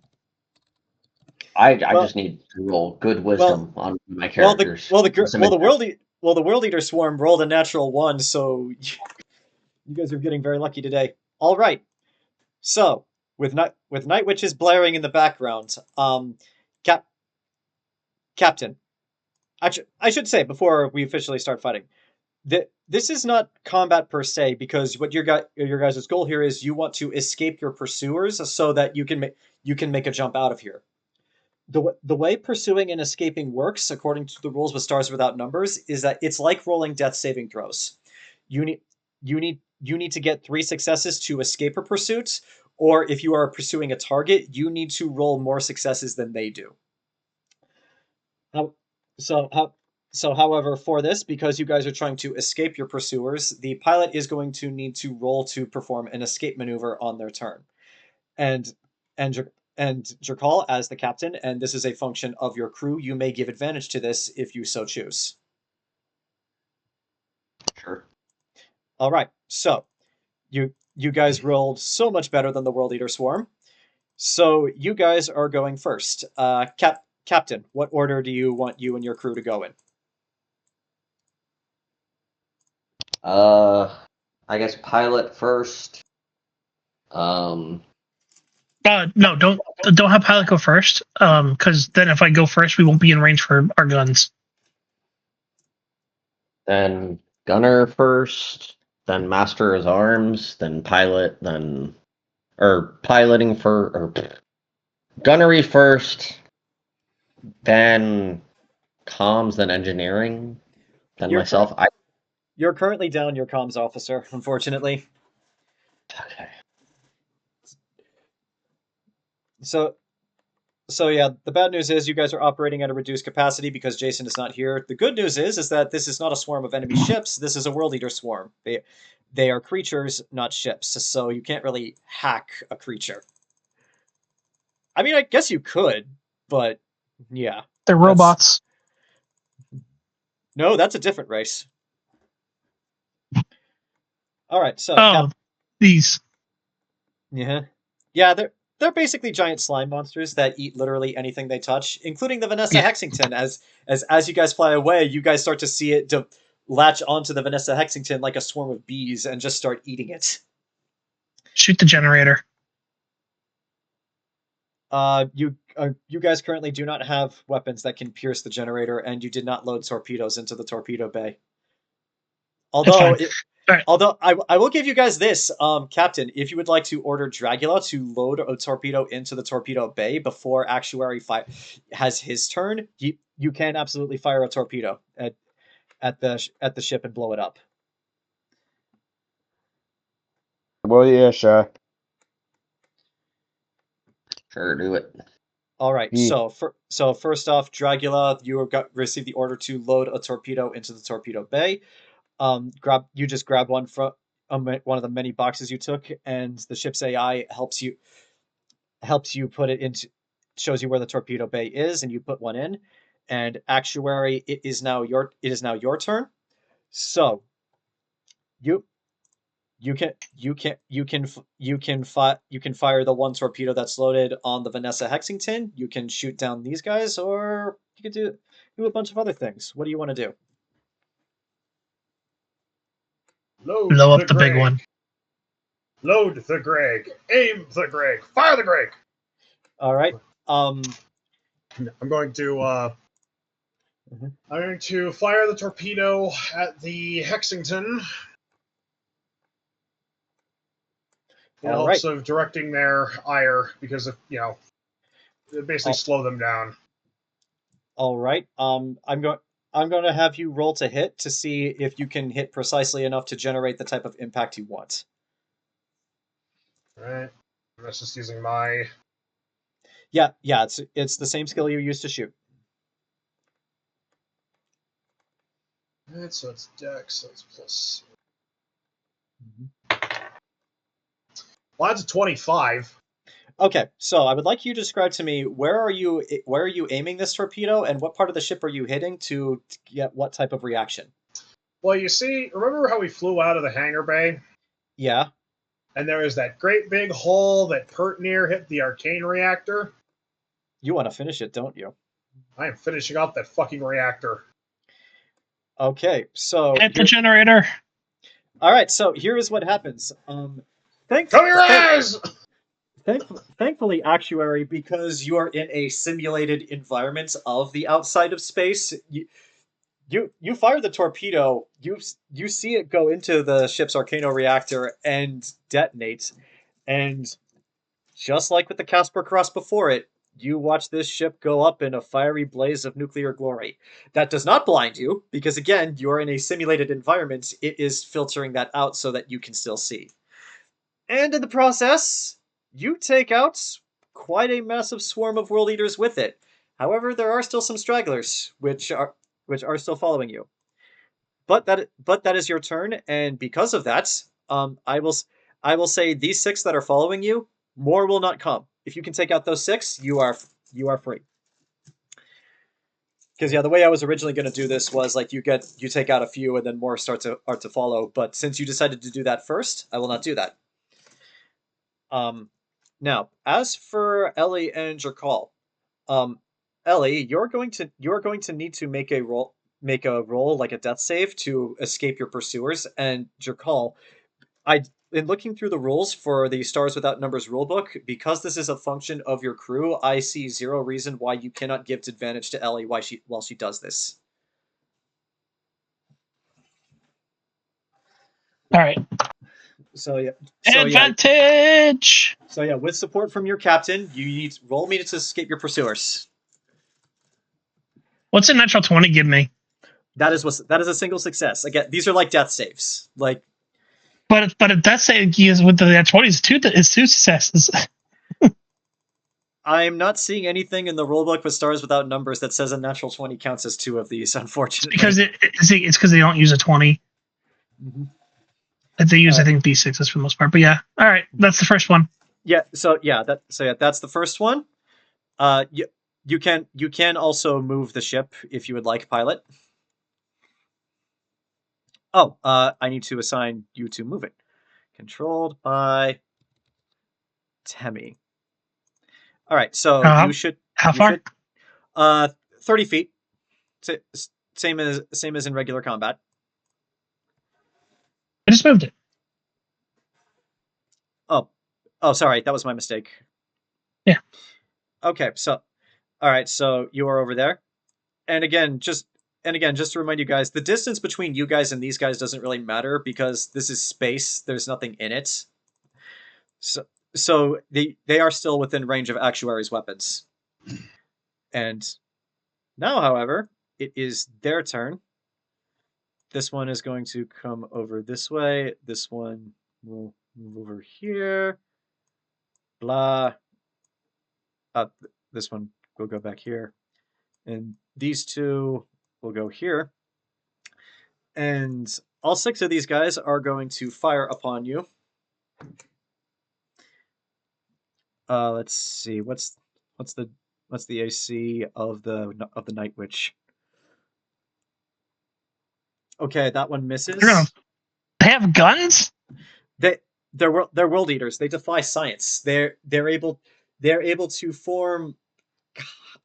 Again, they defy science. They're able to shoot lasers. Scientists don't know how they do this.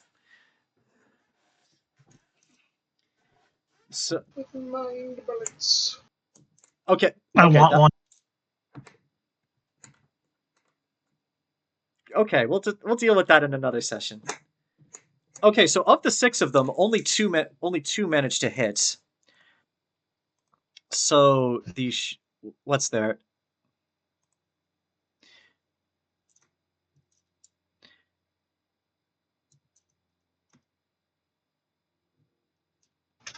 Oh, I see how that works. There were my d6s. Fortunately for you guys, they both rolled for crap. So the night witch takes 2 points of damage out of the many that it has. So that is their turn. It is now back to the top of the order. Captain, what order does everyone go in? Same order as before. Okay. So Dragula, do you want to get another torpedo, or is there something else you would like to do to in some way help? I'll just keep doing that until we escape. All right. So you get another torpedo. Actuary, you have one more loaded. That is your action. Actuary, it is now your turn. All right. I am going to, if quite possible, possibly, Mhm. going to. I will say that the ship currently has six laser cannons on it. So if you would like to, you can split up the damage between all 6 of these targets. Yeah, I'll do that. All right. Okay. So because you're hitting 6 different targets, I need you to roll a hit for each of them. Okie dokie. First one is a 24. Hit. 22. Just tell me if you roll below a 10 for any of them. Hit. 10. Okay. I'll count that. That hits. 9. Okay. Well, okay. You missed one. Unnat 20. Okay. So for all of them except for the one, I would like for you to roll me. Let's see. I would like you to roll me 3d6 worth of damage.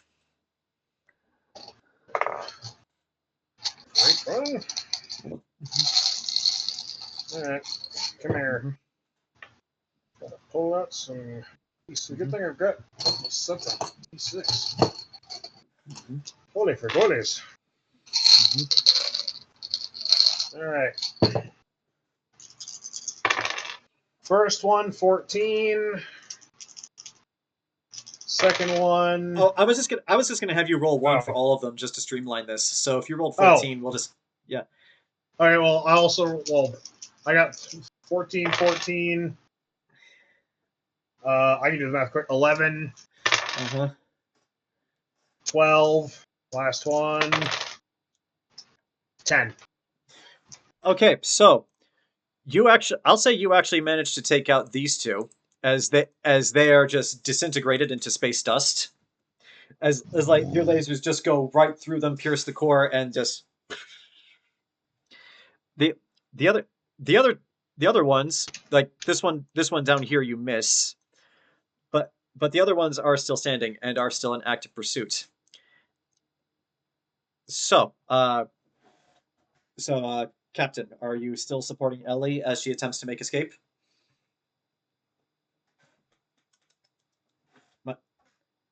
Mike? Sure. All right. So, like before, Ellie, I need you to roll me another d20, and tell me what you roll. It's a base 18. Okay, that's 2 successes. If you get one more success on your next turn, you guys will escape. And where do you want to move the ship? And also, again, it doesn't. You can keep going straight if you want to, but again, space is big and there's really nothing in it, so it doesn't really matter where you move. These guys will still see you. Yeah, that's why I'm just moving straight, because there's no. Okay. I mean, I wanted to give you space to decide if you wanted to. All right, so this guy is going to. All right, so this guy is going to dash and get right up to you. This one is going to stay behind, but stay there. These two, yeah, I'll put here. The three behind are going to attempt to fire at you.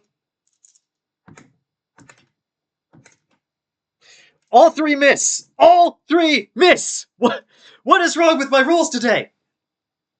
2 good rolls for Yana to do the plot things I needed to happen. Nothing else. Okay, but yes. So back to the top of the rounds. Captain, third verse, same as the first two, for order. I'm imagining the order hasn't changed unless Mike says something. Well, Yeah. Well, I just mean per the rules for Stars Without Okay. Numbers, I need to hear him say it. Not changing. Okay.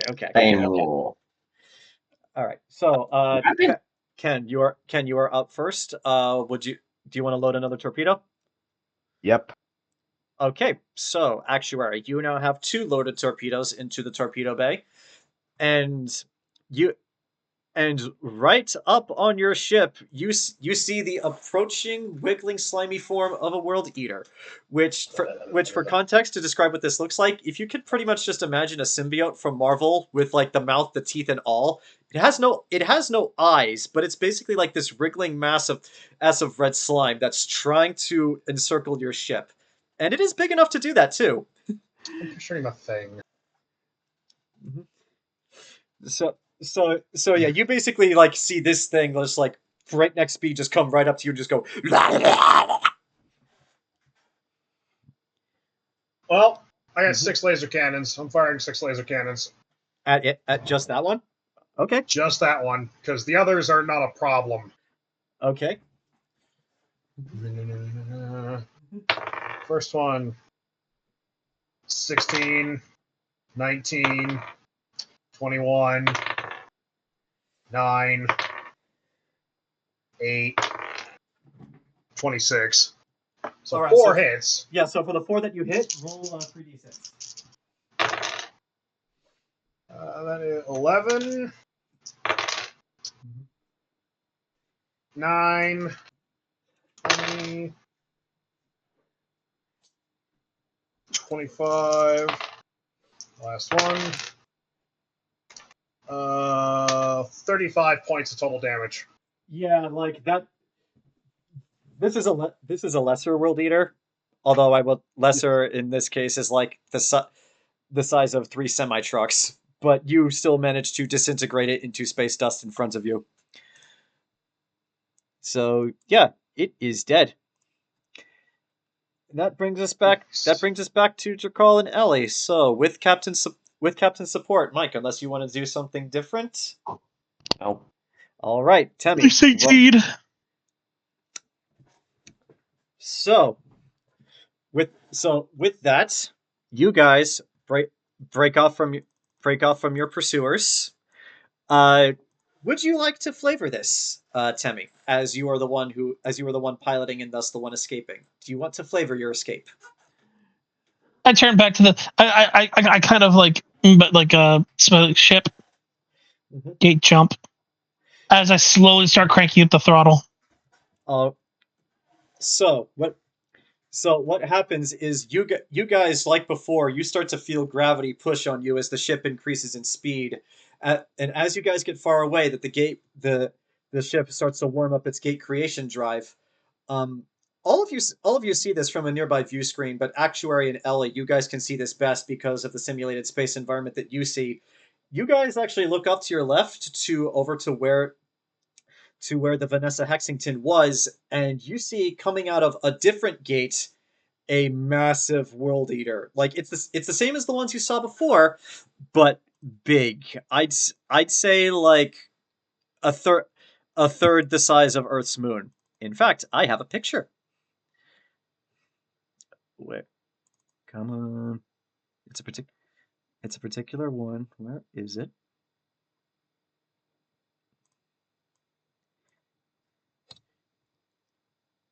You guys see that thing appear out of a gate just like yours, and yes, that is to scale.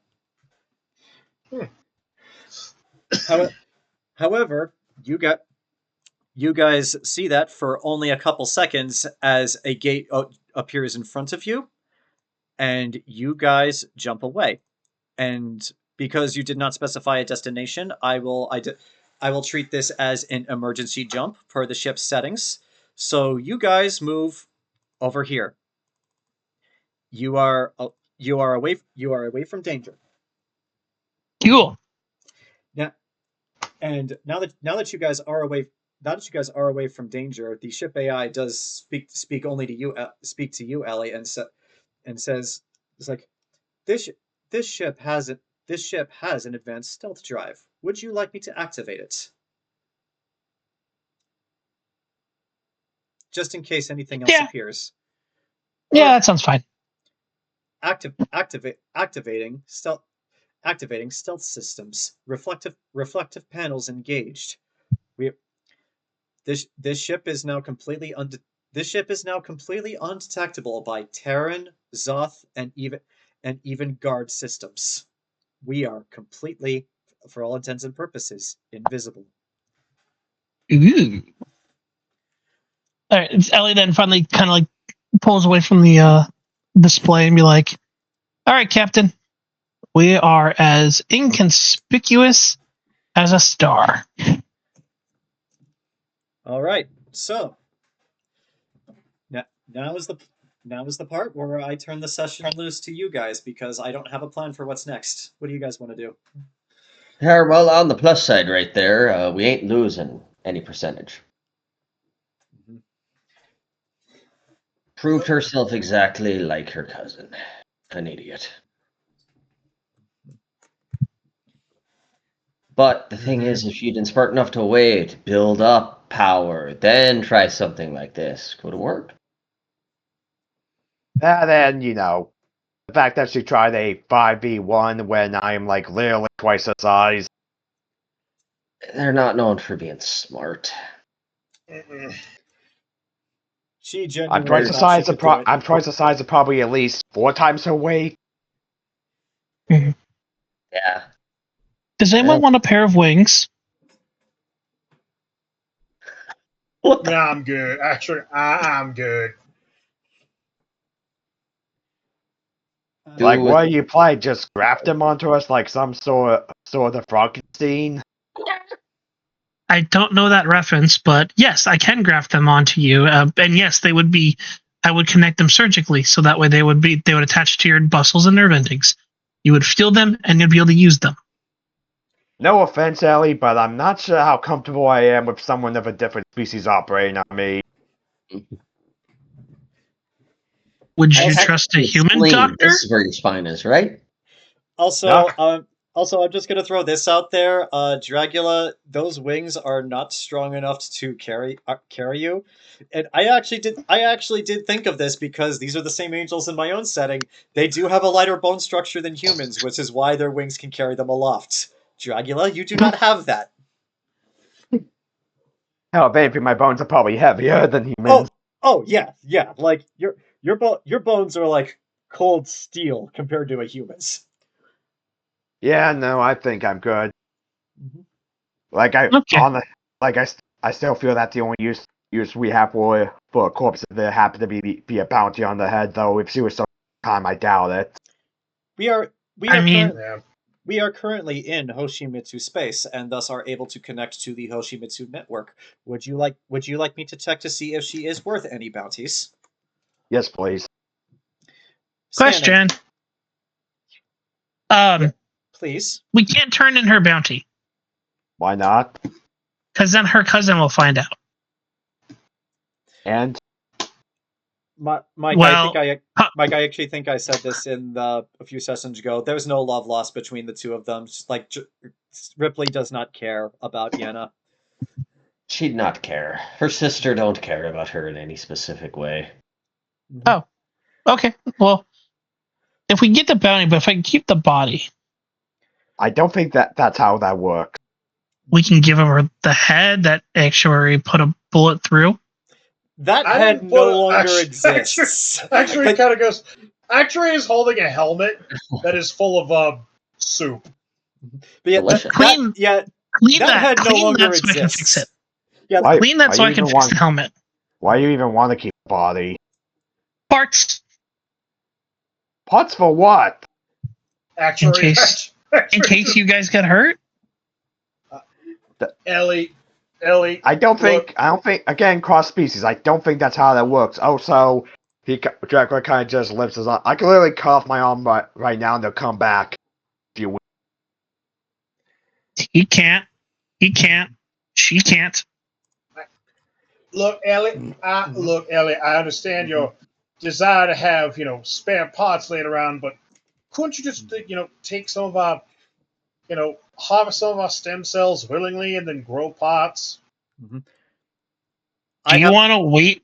Do you want to wait when you're missing a body part? I have Do you want? I have I'd be more located a comfortable. I have located an active bounty for Yana Silverhands. She Oh, nice. So, okay, I think put this to a vote to turn in the bounty, or let Ellie do her freaky shit. What's Go ahead. the bounty on the bitch? She is currently worth 50,000 credits for the theft of an antique laser gun. According to the available records from the Bounty Hunting Guild, she married a rich member of the Hoshimitsu family, pretended to be his loving wife for a full year so that she could learn the layout of the house and how to steal it, and then she made off with the antique laser pistol, and it has not been seen since. Yeah, 50K. I say we turn that in. Yeah. Fine. And at least purse the wings. Which is that's the case. Peter, can you print out how they copy people want to post it for me? I want it from a scrapbook. All right. Unfortunately, I do not have any paper loaded into any of my active printers. However, Hold on. as we have to turn her into a bounty office to collect said bounty, they will undoubtedly have printers there. So you may request one from them. Actuary goes. In the middle of that, Actuary was looking through the fucking manifest. The fucking manifest, and like, I'm sure we got printer paper in here somewhere. Roll for luck. Nat 20. You find in one of your many crates of supplies reams of printer paper. Dragula, we got reams of paper. Hell yeah. On that note, we haven't looted her corpse yet? Okay. I'll Let roll me investigation on that. I'll roll it. Help me. I Help me, got Zach. Yes! I got rid of her character sheet, so I need to pull it back up to see what she has on her person. All right, Yenna, you're going to the scrapbook right behind Scurvy Day. What'd you guys roll for investigation of Yenna's body? Hold on. Holy shit! Oh, that's an 8. What'd you roll, Temme? Natural 20 plus 7 plus 4. God damn it, you destroyed me. So Actuary's just, I guess, holding the body while you both are like hands in pockets, like. Oh, there's the antique gun. It was up her ass the whole time. Oh no! Oh, this is Ripley's. This is Ripley's character sheet, not hers. I was like, how does she have all this stuff? Okay, here we go. Holy fuck, man! So okay, Actuary's just kind of. All right. So on her person, you find the gloves of thievery that she had apparently stolen back from Ajisai when she knocked her out. Penny bitch. Yeah, you also find on her a. You don't need to ID this because the captain is currently carrying one of these. She has her own stone of good luck. You find a crowbar, her clothes, I don't know if her clothes are of interest to any of you. A pair of short swords, many daggers, and her two pistols, which hold on, which to remind you of what her two pistols look like. They look like this, but they are gold plated. I can sell those. In identifying these, Ellie, because you rolled so well, both of these are considered +1 pistols. Can I keep them? I mean, to be fair, they are +1 pistols. I don't think I've got 4 guns in my belt that are all worthless. Yeah, you can. I mean, I'd say you can have them because I got my gun. My gun is perfect. You also find on her person 5,000 credits, additional credits that she was holding out on all of you guys when she bought those spacesuits. Take the credits and just hand it and just stick them into and just stick them out for the captain. Yeah. All right, Yeah. so if you guys take all of her weapons and her cool stuff, that just leaves her outfit. Does anybody want her outfit? Bitch, please. No way. Okay. All right. So that's going to be a 4 to hit. Okay. Mm-hmm. All right. Cool. That actually helps me out a little bit. So with that, that's like wonderful. Now I'm going to remove the spacesuit. I'm then going to repair the spacesuit, and then I'm going to take her wings off, and you can have the body, Dragula. Okay. All right. So, just like, but yeah, the ship AI does come back on and just say, it's like, shut. I would ask if we should set course for the nearest bounty hunting guild office. However, I should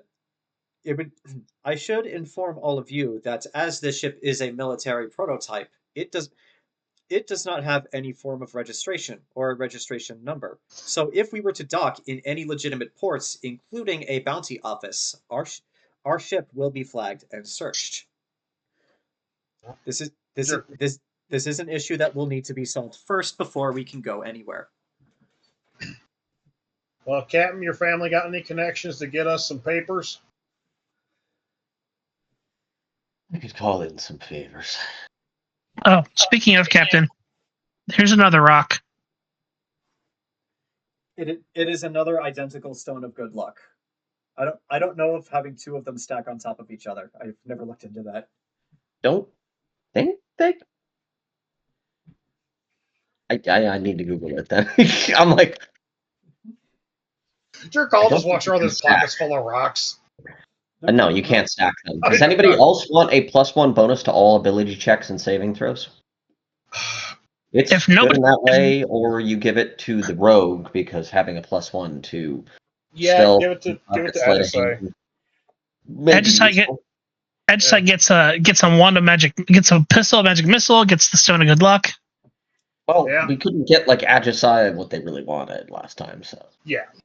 That's fine. I got everything I wanted. I actually got more than what I was bargaining for. Oh, I got the ring of mind shielding that I want. So I will also say that I'm great. I will also say that Ajisai actually wanted the stuff from the I just gotta captain's add a ring. quarters, so you guys got that for her. So she did get what she wanted.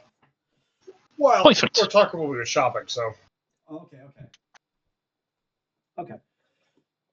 So I'm gonna be completely honest, guys. This was as far into the campaign as I had planned. So I'm gonna need you guys to tell me where you want to go next and what sort of direction you want to take this campaign. If you would like, since you are connected to a network, before we close, I will tell you what jobs are available for you guys to take, so you can have time to think about it. Well, I think the first thing we should do is get papers. Paper, yeah, we need to get papers and drop the body off to get paid for.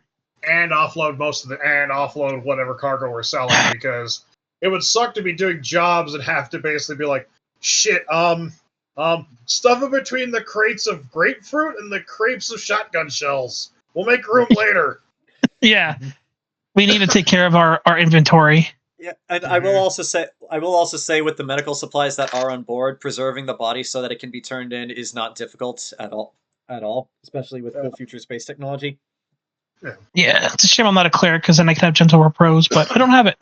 But so Captain, since we can't really land or dock anywhere for the time being, you know anybody that's willing to make house calls? Minor correction: you guys can dock places. You cannot dock in any legitimate ports because a legitimate port will, as soon as you arrive, they'll run your ship's registration and just to see who you are. Well, It's we like want an to keep the. Yeah. Well, I'm just suggesting in character we keep this above board as much as possible at the start, because if you start doing shady shit immediately, that gets unwanted attention. So, Captain, what do you got for us? Yeah, let me see if I can roll history to recall where we could take the ship to get papers, get all the stuff. Roll it. Well, universe said yes, so okay. Give me a sec.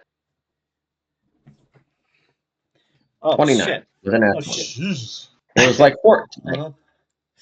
God, isn't it, guidance is kind of busted, isn't it, Mike? Yes, that's why I All love right, having so- guidance on characters. Is it? You actually do know a guy on six heaven. His name is Mr. Shmee, as far as you can recall. He's also not that much of a fan of Silverhand, just like you are. He does not normally do house calls. However, if you make him a tempting enough offer, he will fly towards you. And you've worked with him in the past, so he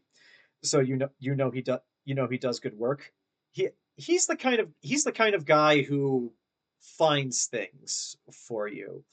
Like he can repair your ship, yes, but he can also find illegal parts for you, or if you need a very particular object, he can get it. Actually, I do know what he looks like. Well, so when you say Mr. Shmee, my brain goes to Bob Hoskins? No, I need a very particular image of this guy because he is played by an actual actor. You know what? This one will do. Are you implying Bob Hoskins wasn't an actual actor? No, he's played by this person. Oh God. But yeah, that's if you want to like get like a really good forged registration number that can pass for legit wherever you go. If you want to go legit, you could fly to a corporate office and get your ship registered with one of their planets. However, you would have to pay an exorbitant fee for that, and there's usually additional costs, especially in the corporate sectors, for getting a registration number from them. Usually they want some type of loyalty in return. You could you could also fly to Imperial space and get a registration number from them. However, your ship is currently carrying a bunch of illegally acquired Imperial weapons and supplies from a thought abandoned Imperial ship, so they might confiscate those if they find them. Yeah, Well, it's up to the captain. it sounds like it may be best to go with the shady dude. Yeah. Yeah. And yeah, Mike, you've worked with him in the past. You know he's no fan of Silverhand, and if you're nice enough to him and you give him a good deal, he'll absolutely do what you need him to. I mean, hell, he could probably make a registration number that says that you guys are from Mars or Earth or even Hell, and it would appear legit.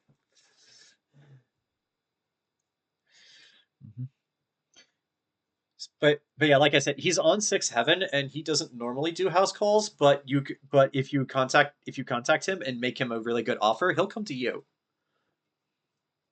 All right.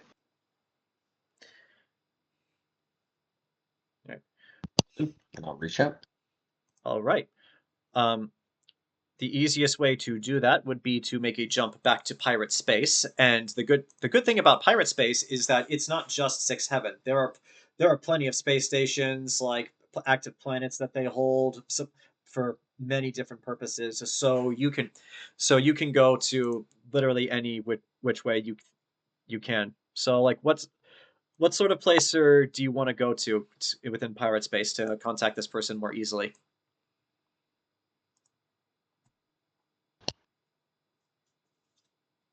You said this is all pirate space? Yeah, yes. Yes, anything within that circle surrounding Six Heaven, that's pirate space. And probably way over here on the edge. All right, so that's another jump. I'll fix your guys' token the next time. So I will say after this session ends, because it's going to take like another additional 9 hours or so for your GC drive to cool down.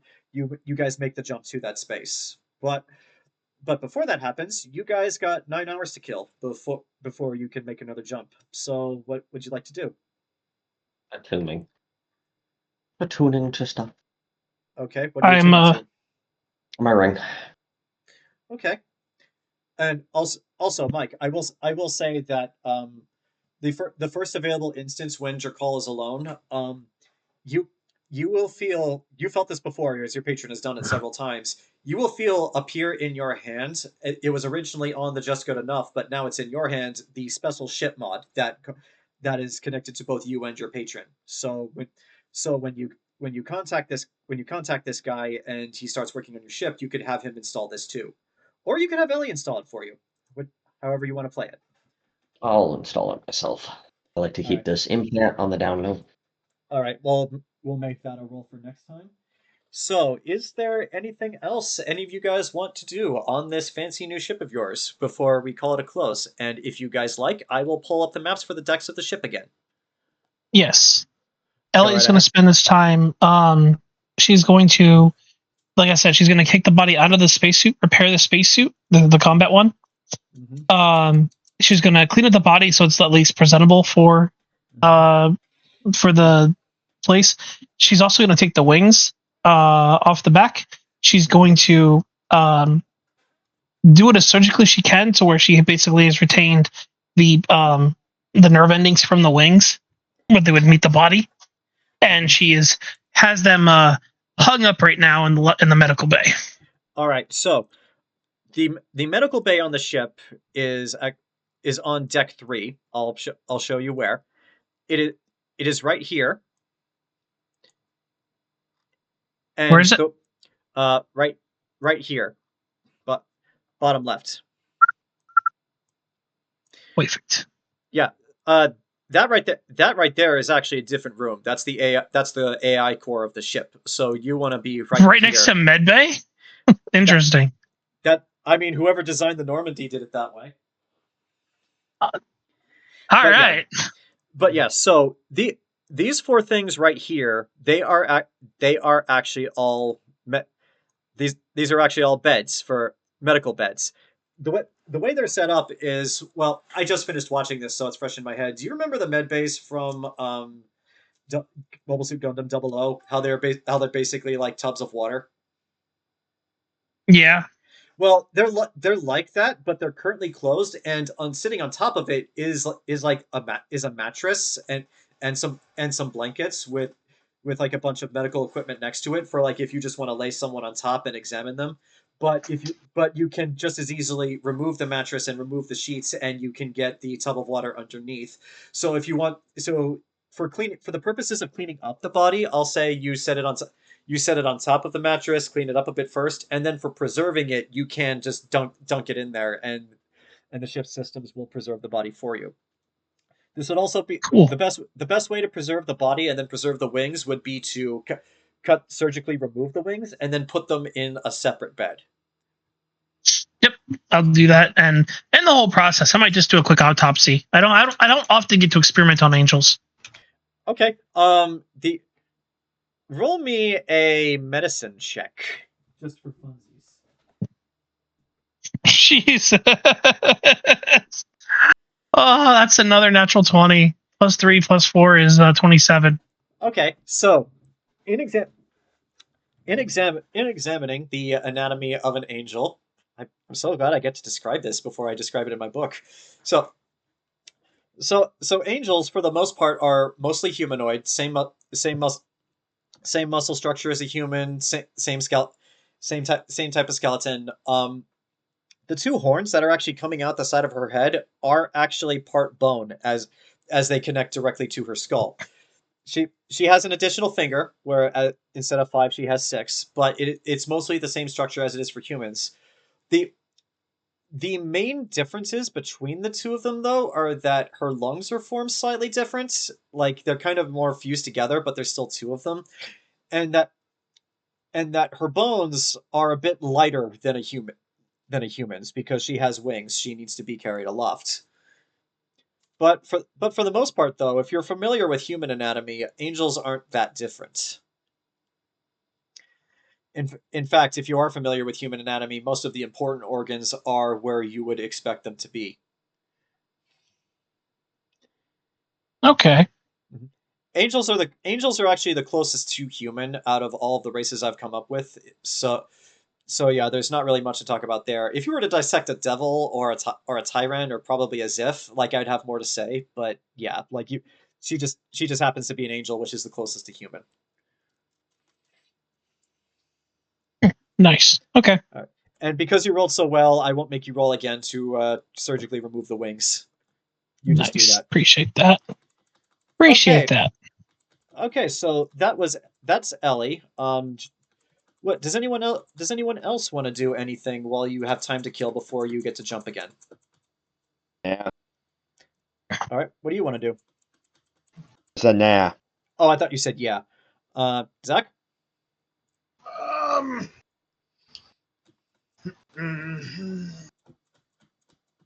I guess Actuary will find a place on the ship that he can basically settle up as his own. Okay. So he can take off this. So he can basically kind of dress down a little bit. All right. Well, as we are currently on deck 3 of the ship, which is the crew quarters, there are actually many empty rooms that you can choose for this purpose. Back up here, as I said in the previous session, this is the general crew quarters. All of these are bunk beds. However, you have an observation deck here to the right and an observation deck here to the left. Down here in the bottom corner, this looks to be a private office that has not been outfitted with anything just yet. And up here where you guys were fighting Yana, that was atmospheric control. And these two rooms to the side, here and here, like down from the crew quarters and the atmospheric control, these are both bathrooms. So I guess there's also 2 additional cargo bays on the engineering deck, but I don't know if you'd want to live in basically an empty box. Living in the cargo bay would basically be the same as sleeping in the basement at your parents' place. So yeah, you got your pick. He'll ring up the captain. Mm-hmm. He'll bring the captain up on the comms. Mm-hmm. Uh-huh. With your permission, Captain, I'd like to take claim of one of the rooms until we get settled in. All right. Which specific room? This office down here. The bottom corner? Yeah, the bottom corner. All right, I'll put you there. Okay. Well, I will be taking the captain's quarters because captain. All right. Jagger probably wants space for himself as well. All right. Where do you want to? Which room do you want, Ken? You have your pick. Ah! Fire! Oh, I guess. I don't know. Just what dictates like a living space. Well, I mean, technically speaking, all of these rooms are empty, so any of them could be living spaces. However, the only one that has beds in it would be the crew quarters here, but those are bunk beds for Terran races, so they would barely fit you.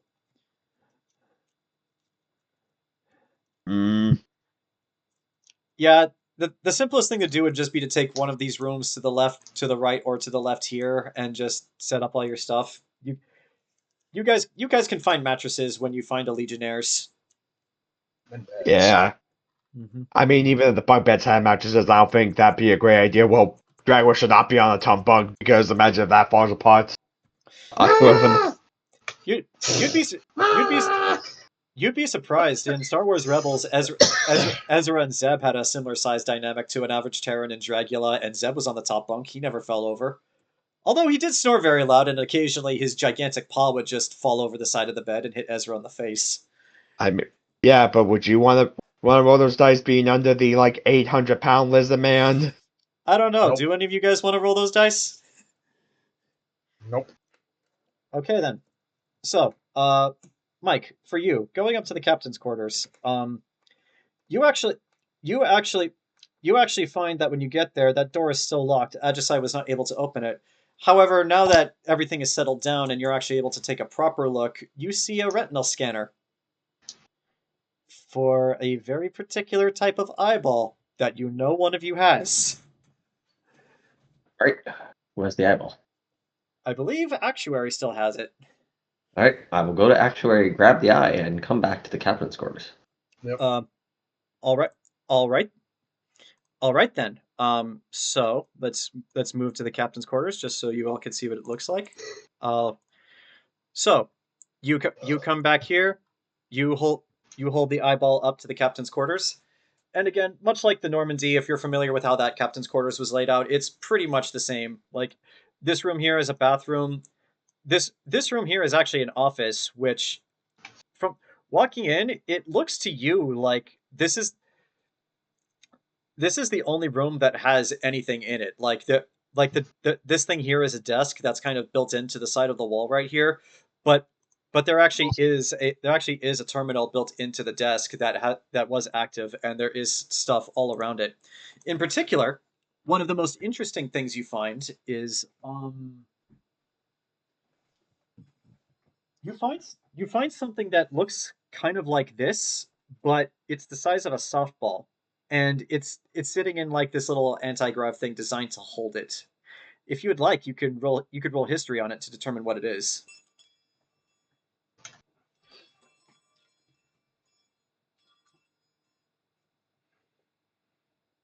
Right.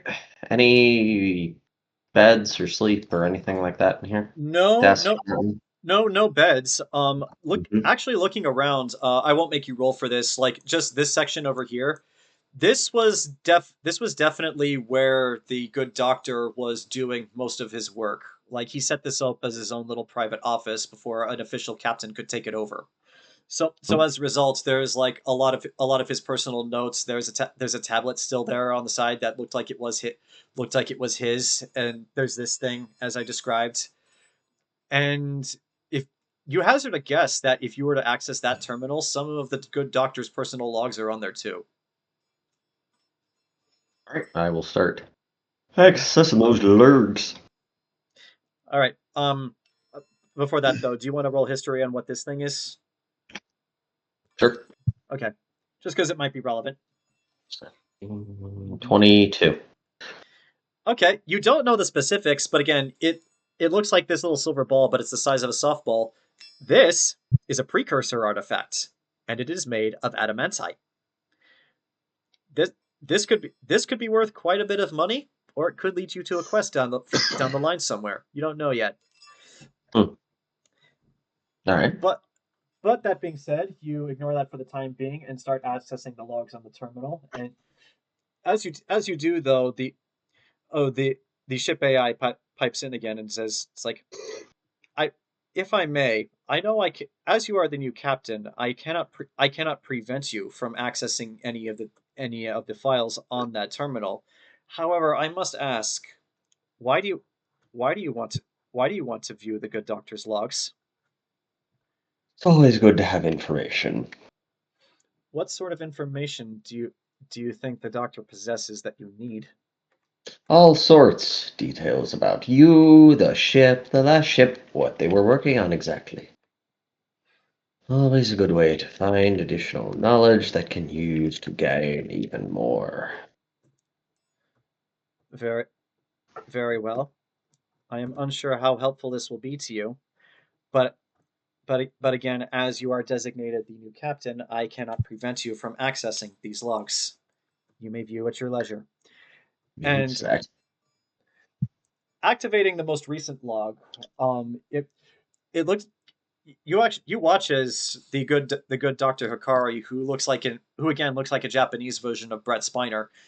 He looks like he's sit down and about to make a recording. Then suddenly the ship shakes, and then he very quickly says, "Sorry, Yanis, I know I just got here, but I have to leave." And then he runs out. The one before that is him just sitting at that terminal, just looking all. It's like, I understand the Admiral's frustrations, really I do, but this is bigger. This is bigger than us. This is bigger than him. If this thing exists, we need to know about it, and we need a way to confirm that it exists without alerting the Zoth or the guard.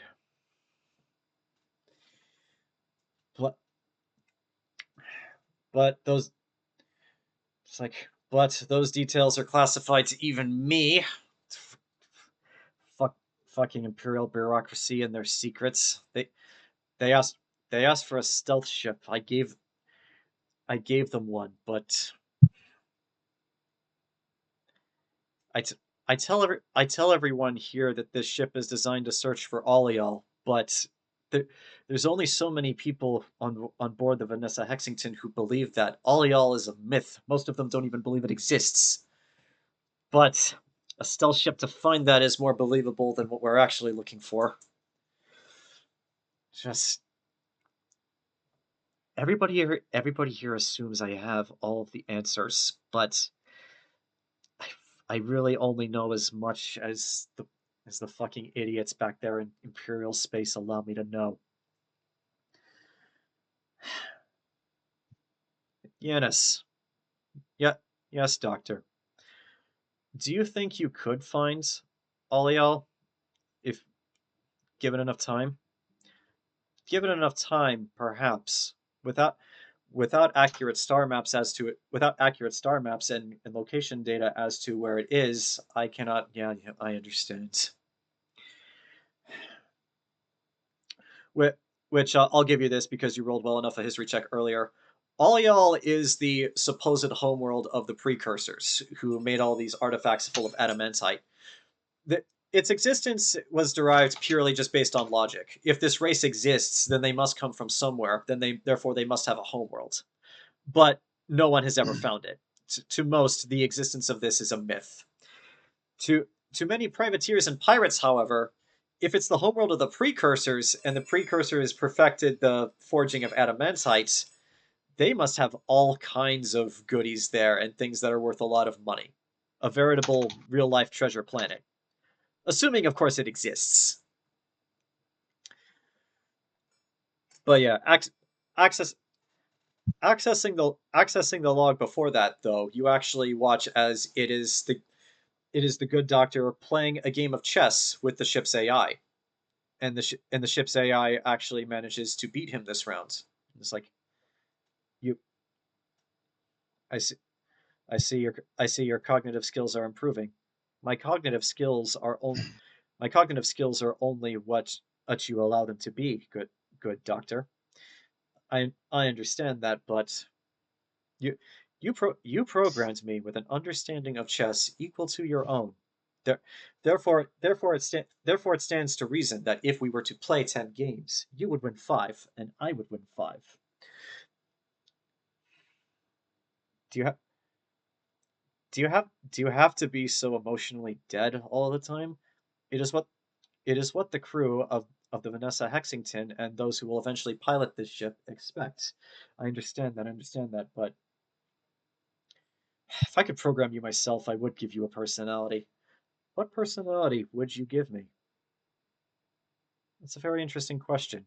I'll have to get back to you on that. And there are other logs that go back farther, but I need to take some time and actually think of what they are. So I'll get back to you on that. But yeah, unless anyone has anything else they would like to do, I will call the session to a close, and I will start prepping next time for where you guys want to do or where you want to go. Trying to think. All right. The only other thing Actuary would like to do is but he wants a full diagnostics and what are the capabilities of the hydroponic systems of this ship. The atmospheric control? Sure. Yeah, you can get that easily enough from any terminal on the ship. Because he's going to download And all actually, that information.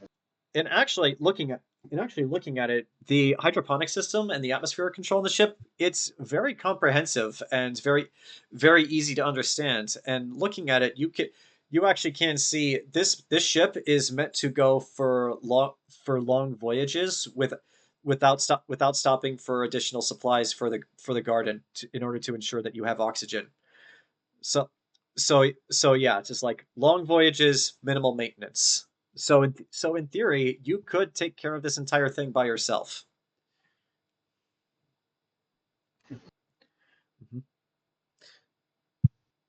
It also has quite a few automated systems to make sure whatever plants are there grow and continue to grow even when no one is on the ship to maintain it, which is how what's there has survived for 50 years.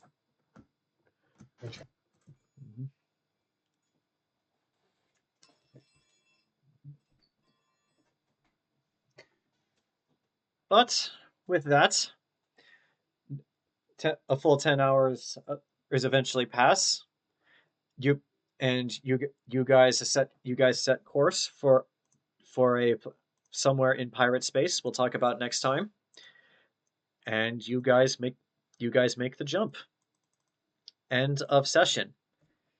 Thank you all. I truly mean this from the bottom of my heart for playing my extended prologue. Now that you guys are here, now that you have your ship, the galaxy is your oyster. I have in my notes, I'm not kidding, 7 different jobs that you guys can take that will influence the story of this game. So when we get back, I would like for you guys to tell me where you would like to go next. After we get the stuff with the ship straightened out, of course, but that's the direction I'm taking. All right. So with that, end session and ends recording.